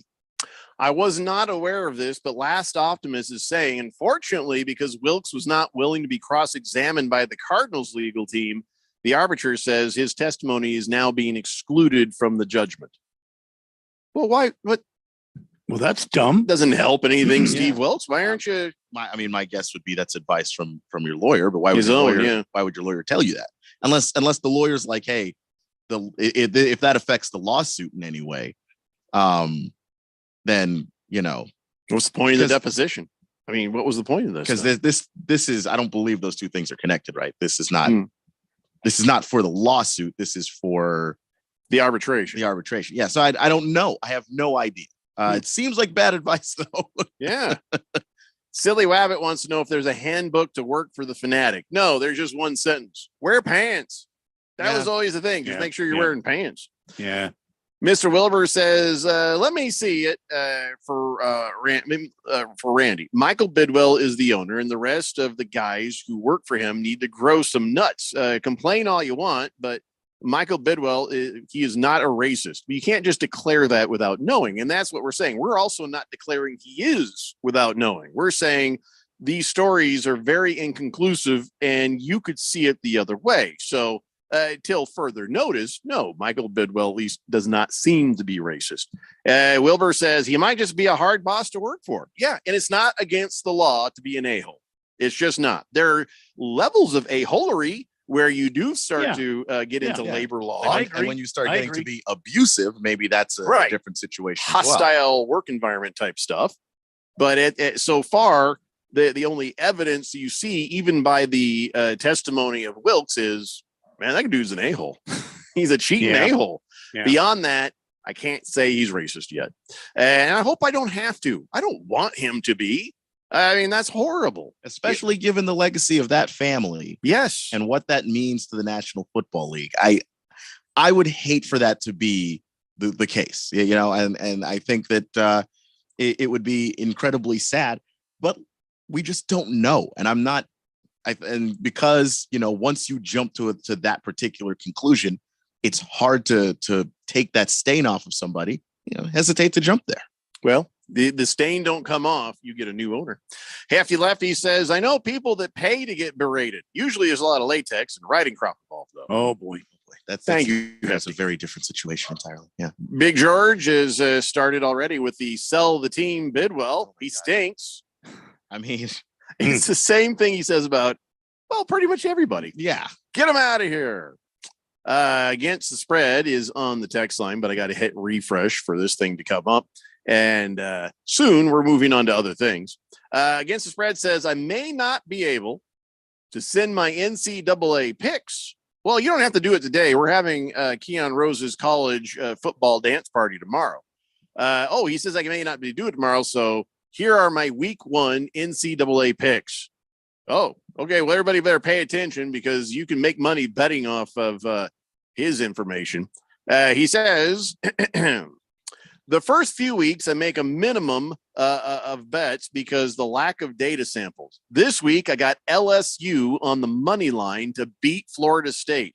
LSU's incredibly talented team with a tackling machine at linebacker. Brian Kelly is also an outstanding coach that'll have his squad ready. His coaching is better than his fake-ass Southern accent, and that'll carry the day. I also have a sleeper upset for you. Toledo to beat Illinois. It's almost a 3-1 payout. Toledo has a very good defense and a dual threat quarterback. Illinois has lost an incredible amount of talent on both sides of the ball, and I am not a believer of their new quarterback transfer for Ole Miss. Toledo wins outright, and hopefully Brett Bielema will give birth to that baby calf in his stomach. Thank you against the spread. Yeah. Brett Bielema does look like he is pregnant with calf. He does. Any day now. Hamilton Porter says, if you guys think Bidwell's bad, try having the Fords on your team. I know they've been kind of a joke of the system, but what's the story on those guys? Oh, it's more of the they're the do nothing type of owners. If I'm correct, you can correct me on that if I'm wrong, but it just seems like the Fords are slow to move. You know, when they have good management, for some reason, that's the time they choose to fire them. They just make bad decisions all the time. Ah, gotcha. Listen, we got to take a break. And listen, on the other side, we're talking NFL. Remember, this hour of the Daily Blender is brought to you by BetUS Sportsbook and Casino. BetUS is celebrating 30 years by offering the industry's biggest 125% sign-up bonus. Get started today at BetUS.com. We'll be back with more of the Daily Blender after this here on 1580 The Fanatic. Push a button. This is Brent Musburger's Action Update on 1580 and 99.3 The Fanatic. The best way to start betting smarter is to sign up for a free VSiN subscription at VSIN.com/subscribe. That's VSIN.com/subscribe. The Kansas City Chiefs and the Detroit Lions will open up the regular season on Thursday, September 7th at Arrowhead Stadium. Kansas City quarterback Patrick Mahomes is plus 600 to repeat as the NFL regular season MVP. Josh Allen of the Buffalo Bills and Cincinnati quarterback Joe Burrow are both plus 700. Chargers quarterback Justin Herbert is plus 900 to win the MVP, while Philadelphia QB Jalen Hurts, who almost won it last year, is plus 1,200. Aaron Rodgers on his new team, the New York Jets, plus 1,600 to win the MVP for a fifth time. I'm Tony Desiri with your VSiN Action Update on 1580 and 99.3 The Fanatic. Paid for by Christian Care Ministry. Let's see. If something costs less, but people are happier with it, that sounds like something to look into. And that is Medi-Share. Maybe you've heard switching to Medi-Share to pay for healthcare can save many families up to $500 a month. And that is huge. But it's also true that people are way more satisfied after making the switch too. The member satisfaction rate for Medi-Share is double that of the typical health insurance plan.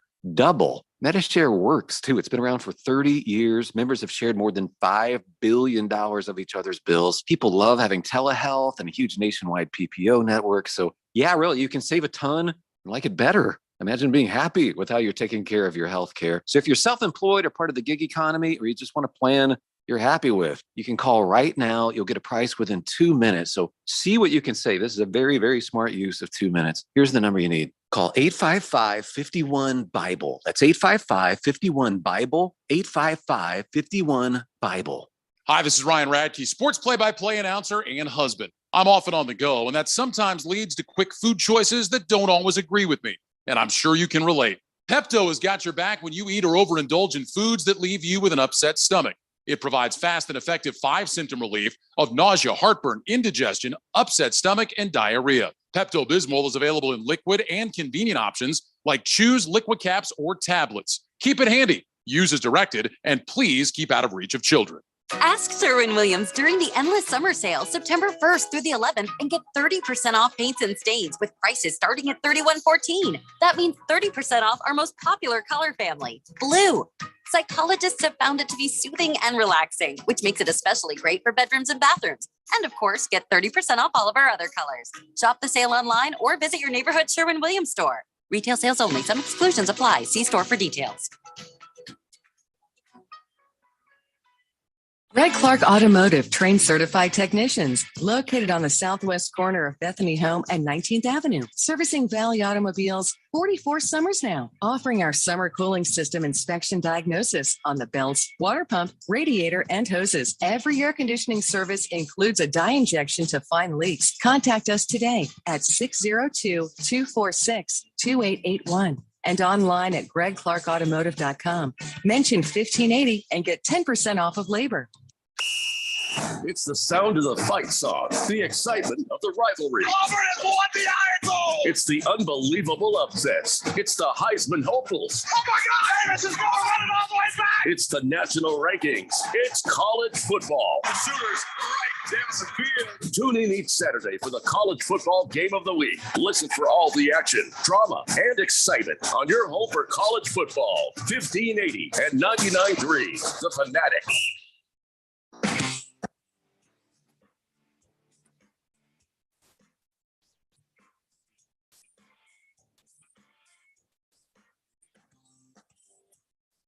Blender here on 1580 The Fanatic, and yeah, college football is back, and Hefty Lefty says, for college football, when in doubt, bet the Iowa under.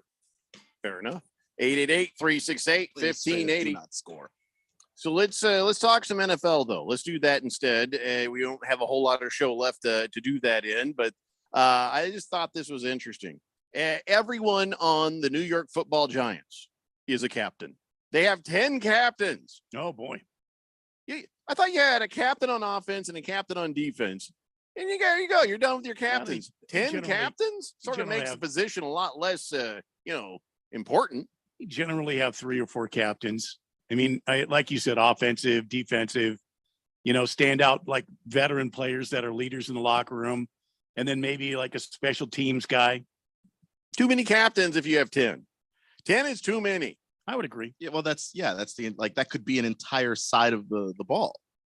Captain Just about. Saquon Barkley, I want you to meet Captain Andrew Thomas, Captain Darren Waller, Captain Dexter Lawrence, Captain Leonard Williams, Captain Bobby Okerke, Captain Dory Jackson, Captain Xavier Kim McKinney, Captain Graham Gano.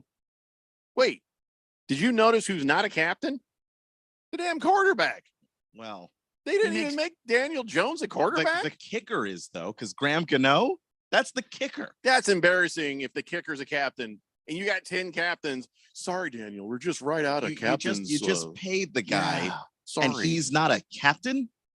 Where the hell, man? It's like, but Graham Gano.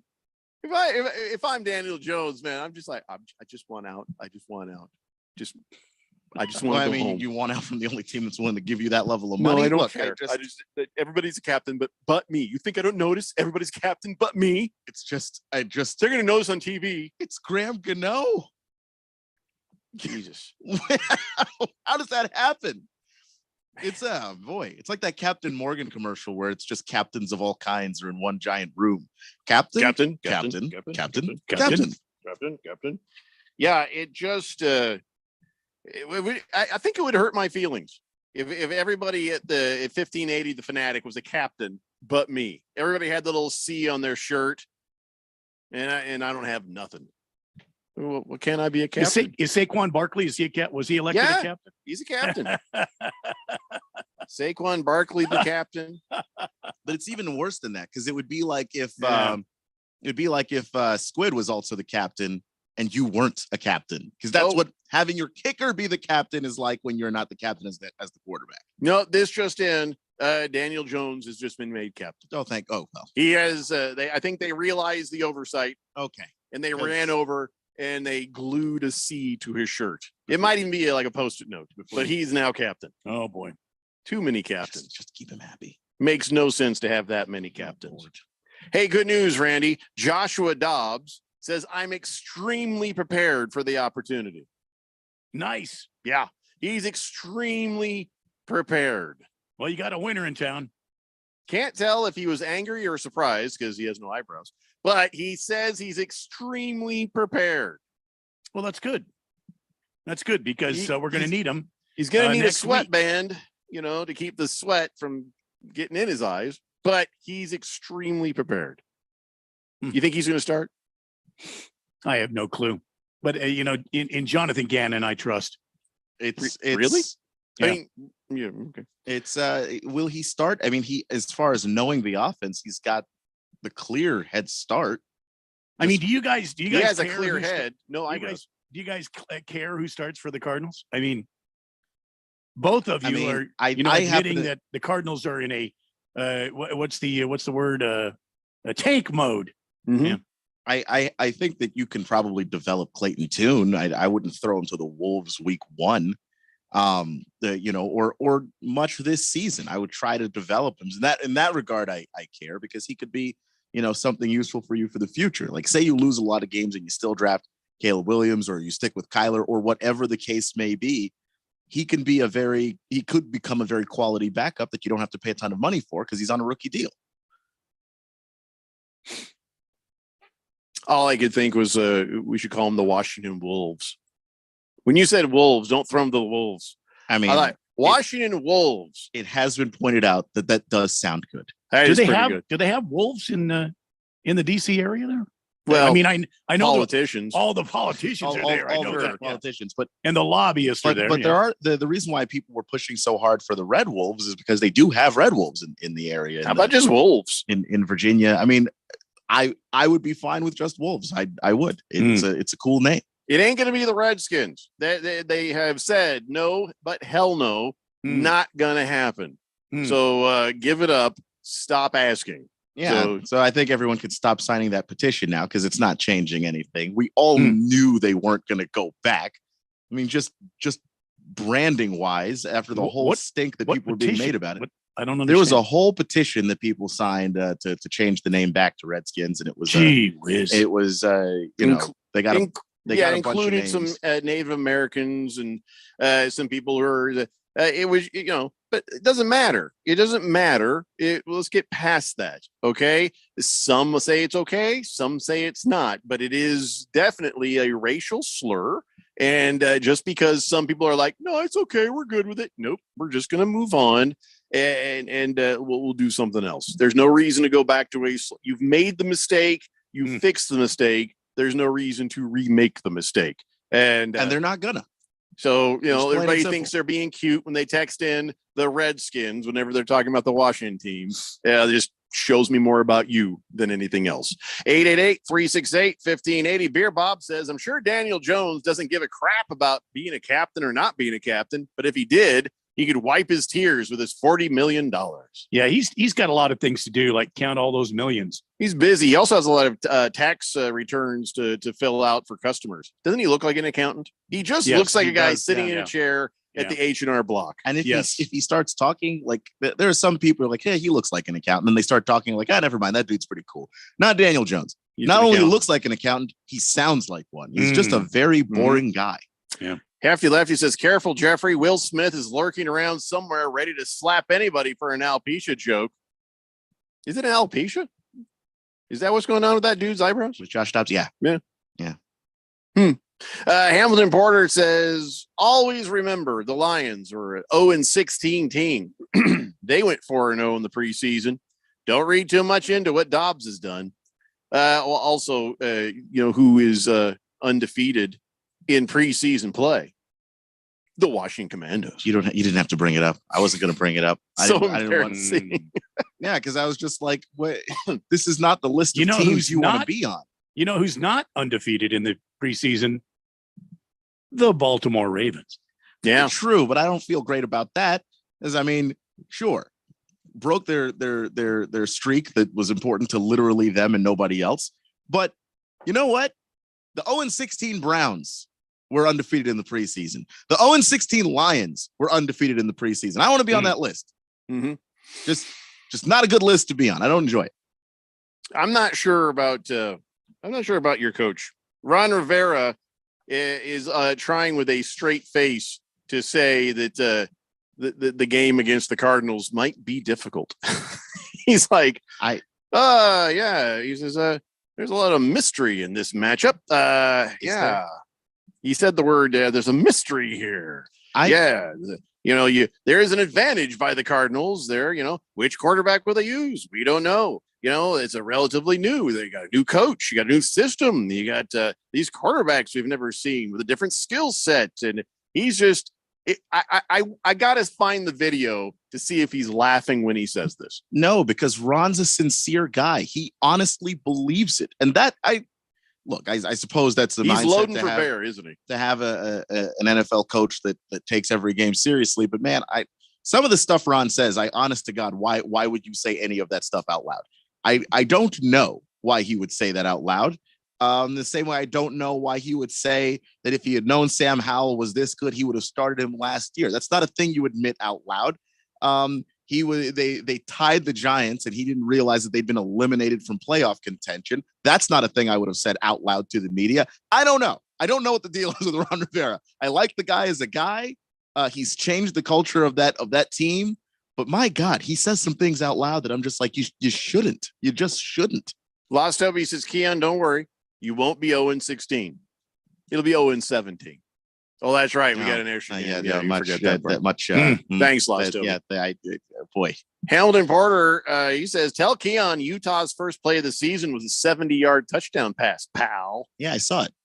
Looked good. But then again, Hefty Lefty. Why are you mad at me? I don't understand. The problem with Utah in this game is the defense going to forget how to play defense? Because that's what happened to them last year. Mm-hmm. Yeah. And look, they Florida replaced Anthony Richardson with Graham Mertz, who I just happen to like a lot. So I have leaned Florida. That's all. Hefty Lefty says, to be fair to Gano, lots of kickers are special teams captains on teams, Tucker, McManus. I thought most teams had 4 because the stars on the captain's patch, right? I could be completely wrong on that part. No, the stars in the captain's patch indicate how many years you've been a captain. If you look at it, you'll see a guy with a C and no stars means that's his first year. And then every year after that then they'll start to make a white star gold. So if you see a guy with a C and 4 stars on it that are gold, he's a 5-year captain right there. It's pretty damn cool. And now the Giants have a chance to do that with literally their whole Everyone. roster. Yeah, It's just the everyone whole gets- team. Yeah. The guys on the practice squad are also captains. Oprah showed up. You get to be a captain. You get to be a captain. Everybody's a captain. Swave Dave says, my work league is drafting at 6 p.m. Wish me luck there and tore me a Paul shot there. Would you, Randy? Oh, good luck, Swave Dave. Good luck. Big George wants to know if we're going to preview tonight's big game. Well, I think we talked about it some earlier with the ASU. Did you give any analysis on that earlier? I think you did. Yeah, Southern Utah is going to get stomped the hell out, or That was pretty much the analysis, wasn't it? Yeah, and if that doesn't happen, we got basically major problems to address right away. Hamilton Porter says, yeah, after Swamp Kings, hard to root for Florida. Oh, he says after that show Swamp Kings, it's hard to root for Florida. Which I haven't seen it yet, but look, Florida has had a reputation for a very long time of being a college football program with many skeletons in their closet. It's not great, but I am looking forward to the documentary. I just haven't seen it yet. Randy, some good news for you. There were 5 teams trying to get their claws into Elijah Higgins, but you got Elijah Higgins. Well, I mean, why wouldn't we? I mean, Elijah wanted to come here. This is going to be clearly probably one of the greatest seasons in Arizona Cardinal history. About that, Randy. No, yeah. He has to come here because the Cardinals had the highest priority on the way. And there you go. Why wouldn't we have the highest priority? Yeah. Because it's things are America, starting to look up for the Arizona Cardinals. I'm just telling you got right the now. highest priority, but you have tight end Elijah Higgins, and a bunch of people want him. Commanders wanted him, the Packers wanted him, the Titans wanted him. Hell, my Colts wanted him. Couldn't get him. So good. That's just something positive for you. Well, and that's just the first of many things to start happening to the Arizona Cardinals, ladies and gentlemen. Yeah. Hamilton Porter says, Jeffrey, all you have to know is about when Urban Meyer ran Florida. Oh, yeah. Of course, that's going to be evil. Do I even need to watch that now that I know is Urban Meyer's thing? I mean, in the vague sense that just badness happened. If you want to know specifics, and they're not great, then yeah, I'm kind of looking forward to it because he was doing a whole lot of winning at that time. This is not the same as the Jaguars thing, just because the Jaguars were also losing in addition to him being an awful human being. Here, he's being an awful human being, and it's just being masked by a whole lot of winning. So there's bound to be a ton of stuff that maybe got never reported and stuff that maybe that got dug up in that documentary that isn't necessarily all public knowledge or wasn't before. So I'm interested in it. Number one Rattlers fan says, can you repeat what Against the Spread's college football picks were for Saturday? Well, that was an awfully long text to read, Rattler fan. I'll tell you what, just when the show's over, rewind the podcast. You'll find it. Where did we do that? Beginning of this hour? I believe so. Don't maybe read that whole thing again. Not like it's a bad thing, because Against the Spread always has. I think it was LSU on the money line. Oh, he said it 22 minutes ago, so that would have been around 5:15. Yeah, so the 15-minute mark. But I don't know. Should I read it again? Do you guys want me to read it again? I feel like we shouldn't have to go backwards for this. I don't think so. He said Illinois was going to get beat in an upset. Whoever's playing Illinois. Yeah, I think it was Toledo. He said Toledo wins outright. Yeah. So which he said that's a 3-1 payout. I can think off the top of my head of 3 Illinois players that went to the NFL. So they are. That is exactly how upsets happen. Let's put it that way. So let's see if I can make this quick. LSU on the money line to beat Florida State. Yada, yada, and Toledo to beat Illinois on a 3-1 payout. Those are the two right there, Rattler fan. Which the 3-1 is nice. Yeah. Gamecock says he drafted Justin Fields the 4th round. Did I go too early? Yes, you did. Hoping he can throw this year. Well, I hope so too. I do. mean, I wish good things for Justin Fields. He's still going to run the crap out of the ball. Like I don't know. Like I've actually seen some fantasy rankings where he's top 5 quarterback. So I don't know if 4th round is, depending on who all went before. Too early. Early. If the run on quarterback started and you ended up with Justin Fields, you could definitely. I don't care where the run on quarterback start. You could still wait to the 9th round. You know, you still can and get a decent enough quarterback. You can, but unless Justin you Fields, see people start picking up their backup quarterback. The only issue with Justin Fields is the injury, because he's gonna run so much. He's gonna get you serious points. Yeah, I like him. Don't get me wrong, but yeah, I do believe that was too early for me. But hey, listen, you do you, man. You do you. All right, we're gonna take a break. We come back. We've got on this date in Big George's sports history. It's the Daily Blender here on 1580 The Fanatic. You've been putting back a few, and a few becomes a few too many. For a moment, you think of calling for a ride, but nah, you live nearby. What's the worst that could happen? You get pulled over, your insurance goes up, you lose your license, you total your car, you kill someone. The results of driving drunk are tragic.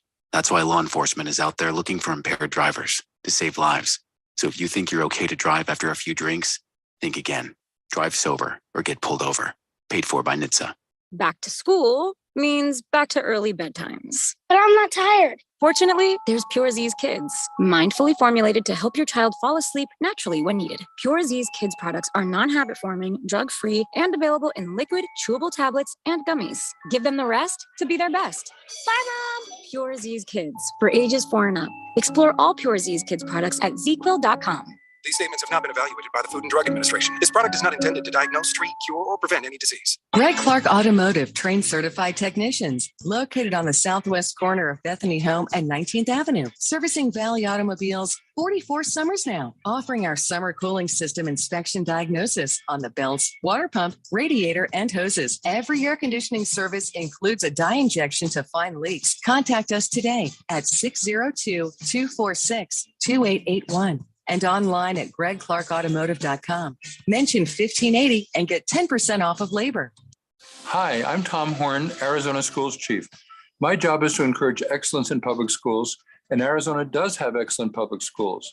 But if your school is not meeting your child's needs, Arizona has adopted Empowerment Scholarship accounts.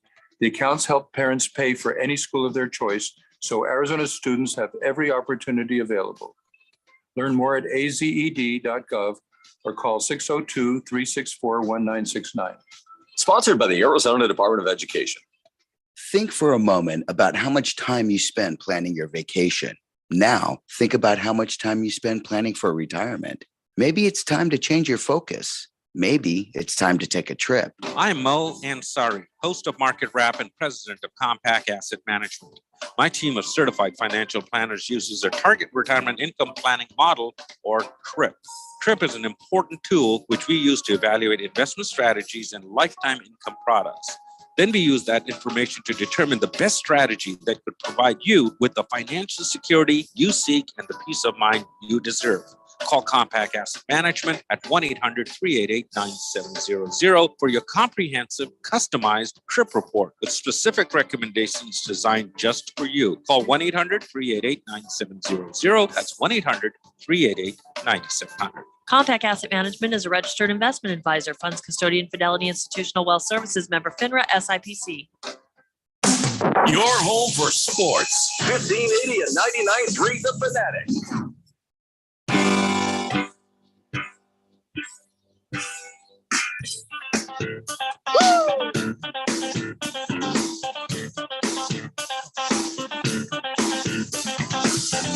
Daily Blender here on 1580 The Fanatic. Lost Toby says, I just picked up Frank Gore on waivers. He's looking prime for a comeback. Wow. Okay. No. Hamlin Porter says, hey, one last thing about Swamp Kings. Somehow Aaron Hernandez is never talked about once. Which is crazy because I've heard some of the stories from Aaron Hernandez's time at Florida, and yeah, he was around some murders. I don't know that proves that he did them, but we know that he has a history of doing them, and that's already bad enough. So if you can tell a story, you can tell an entire documentary's worth of stories about how seedy and disturbing a football program can be. Aaron Hernandez played for that football program, and somehow he doesn't come up. That's not great. I think that they were just coasting on the fact that they were winning a lot. Winning covers a lot of stuff up. And the face of that program was Tim Tebow, who covers up the rest of it by just being a good dude. The one good dude on that team. I don't think I want to watch it. I feel like I'll feel dirty if I watch it. I mean, you know, that's what I mean? definitely going to happen. I watched the documentary, actually, BS High. It came out on the HBO Max, and it was about that Bishop Sycamore that was they were the fake high school that played IMG on ESPN. Oh, that coach, the guy that put that team together and that quote unquote school together, and he is an awful person. Like, I hope the worst things happen to that guy. Like, there's a whole lot of stuff that I recommend. For Keon to say that, I mean, that's really something. I mean, this guy must be just right next to Satan if Keon's saying that. I mean, damn near. I mean, there's no remorse for some of the things that he did, no remorse for the kids he screwed over. It just, I mean, he really doesn't seem to care. I actually think that dude's a sociopath. Some people are that. Against the Spread says, good job, Jeffrey. No need to read that entire text again. Play smart, gentlemen. Practice money management. Play at your own risk, because early in football season can be a little unpredictable. By the way, Urban Pervin Meyer might go down as the worst coach of all time. Wow. Oddly, also going down as one of the best coaches of all time. Right? I mean, in college, yeah, he won a lot. And that's the thing that's absolutely crazy. And then he went to Ohio State and picked right on up winning. Like, I don't think he ever got them to the national championship, but he won a bunch of games up there too. So he's just a guy that just understood how to design offenses for college football, but unfortunately, a craptastic human being. Cardinal Art says, I haven't seen Swamp Kings, but Alex Brown was the OG of causing trouble for Florida. Remember the Sugar Bowl incident? Ooh. I don't remember all the details of it, but I do remember all of the suspensions that came down around that. It's not good. Is that in the show? Hamilton Porter says there's a great Untold on Netflix about Jake Paul, and one about the baseball steroids guy. It is a show called Untold. Is that what this is? I don't know what you're talking about. Yeah, which baseball steroids guy? Yeah, sorry to have to ask that, but the guy from Balco probably. Oh, okay, there's Mark McGuire, Barry Bonds. Who's the other one? No, the distributor, the guy that was Barry Bonds' friend, the guy from Balco Industries. Yeah, I can't remember his name right off the top of my pointed head right now. Who was the other player? There was Mark McGuire, Sammy Sosa, Sammy Sosa. There you go. Those three were the main three guys. Right? Well, those three, and there's a lot of talk about some of the other. Roger Clemens was in there, Matt Williams was in there. Yeah, a lot of Hamilton Porter says, yeah, it's about the guy who supplied all of them, and he gets interviewed. The guy from Balco. Against the Spread says Urban Meyer actually is the worst NFL coach. Second place. Who do you think second place is? It was Alabama's head coach, Nick Saban. Okay, here's Against the Spread's top three bad NFL head coaches: Urban Meyer, Rob Marinelli, and Rich Kotite. I don't know. I'm not familiar with Kotite. Marinelli is definitely horrible.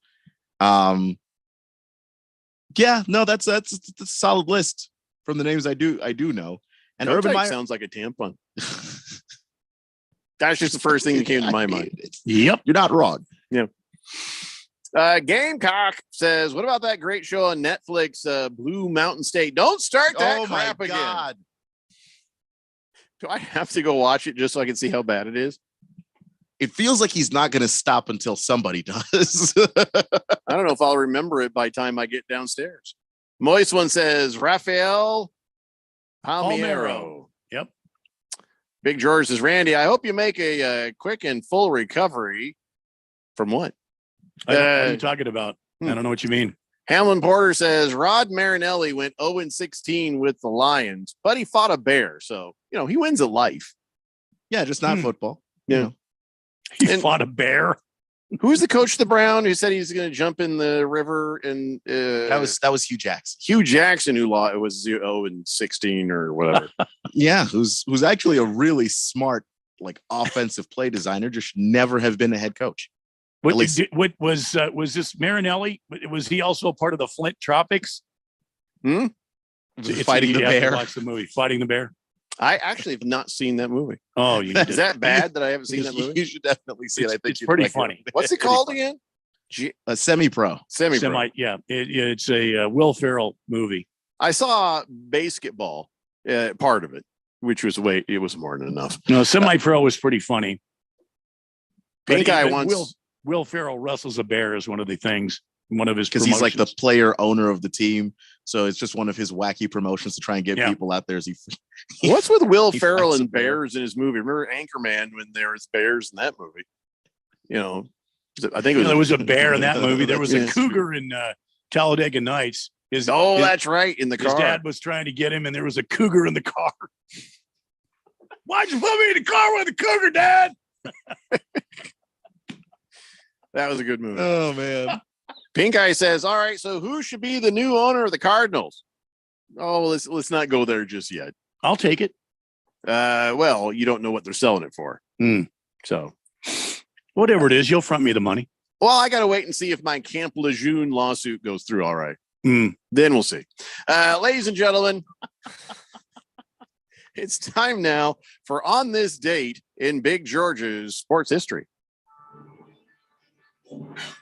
Back in the year 2004, equaling the largest shutout margin victory of baseball history, the Cleveland Indians routed the New York Yankees 22-0.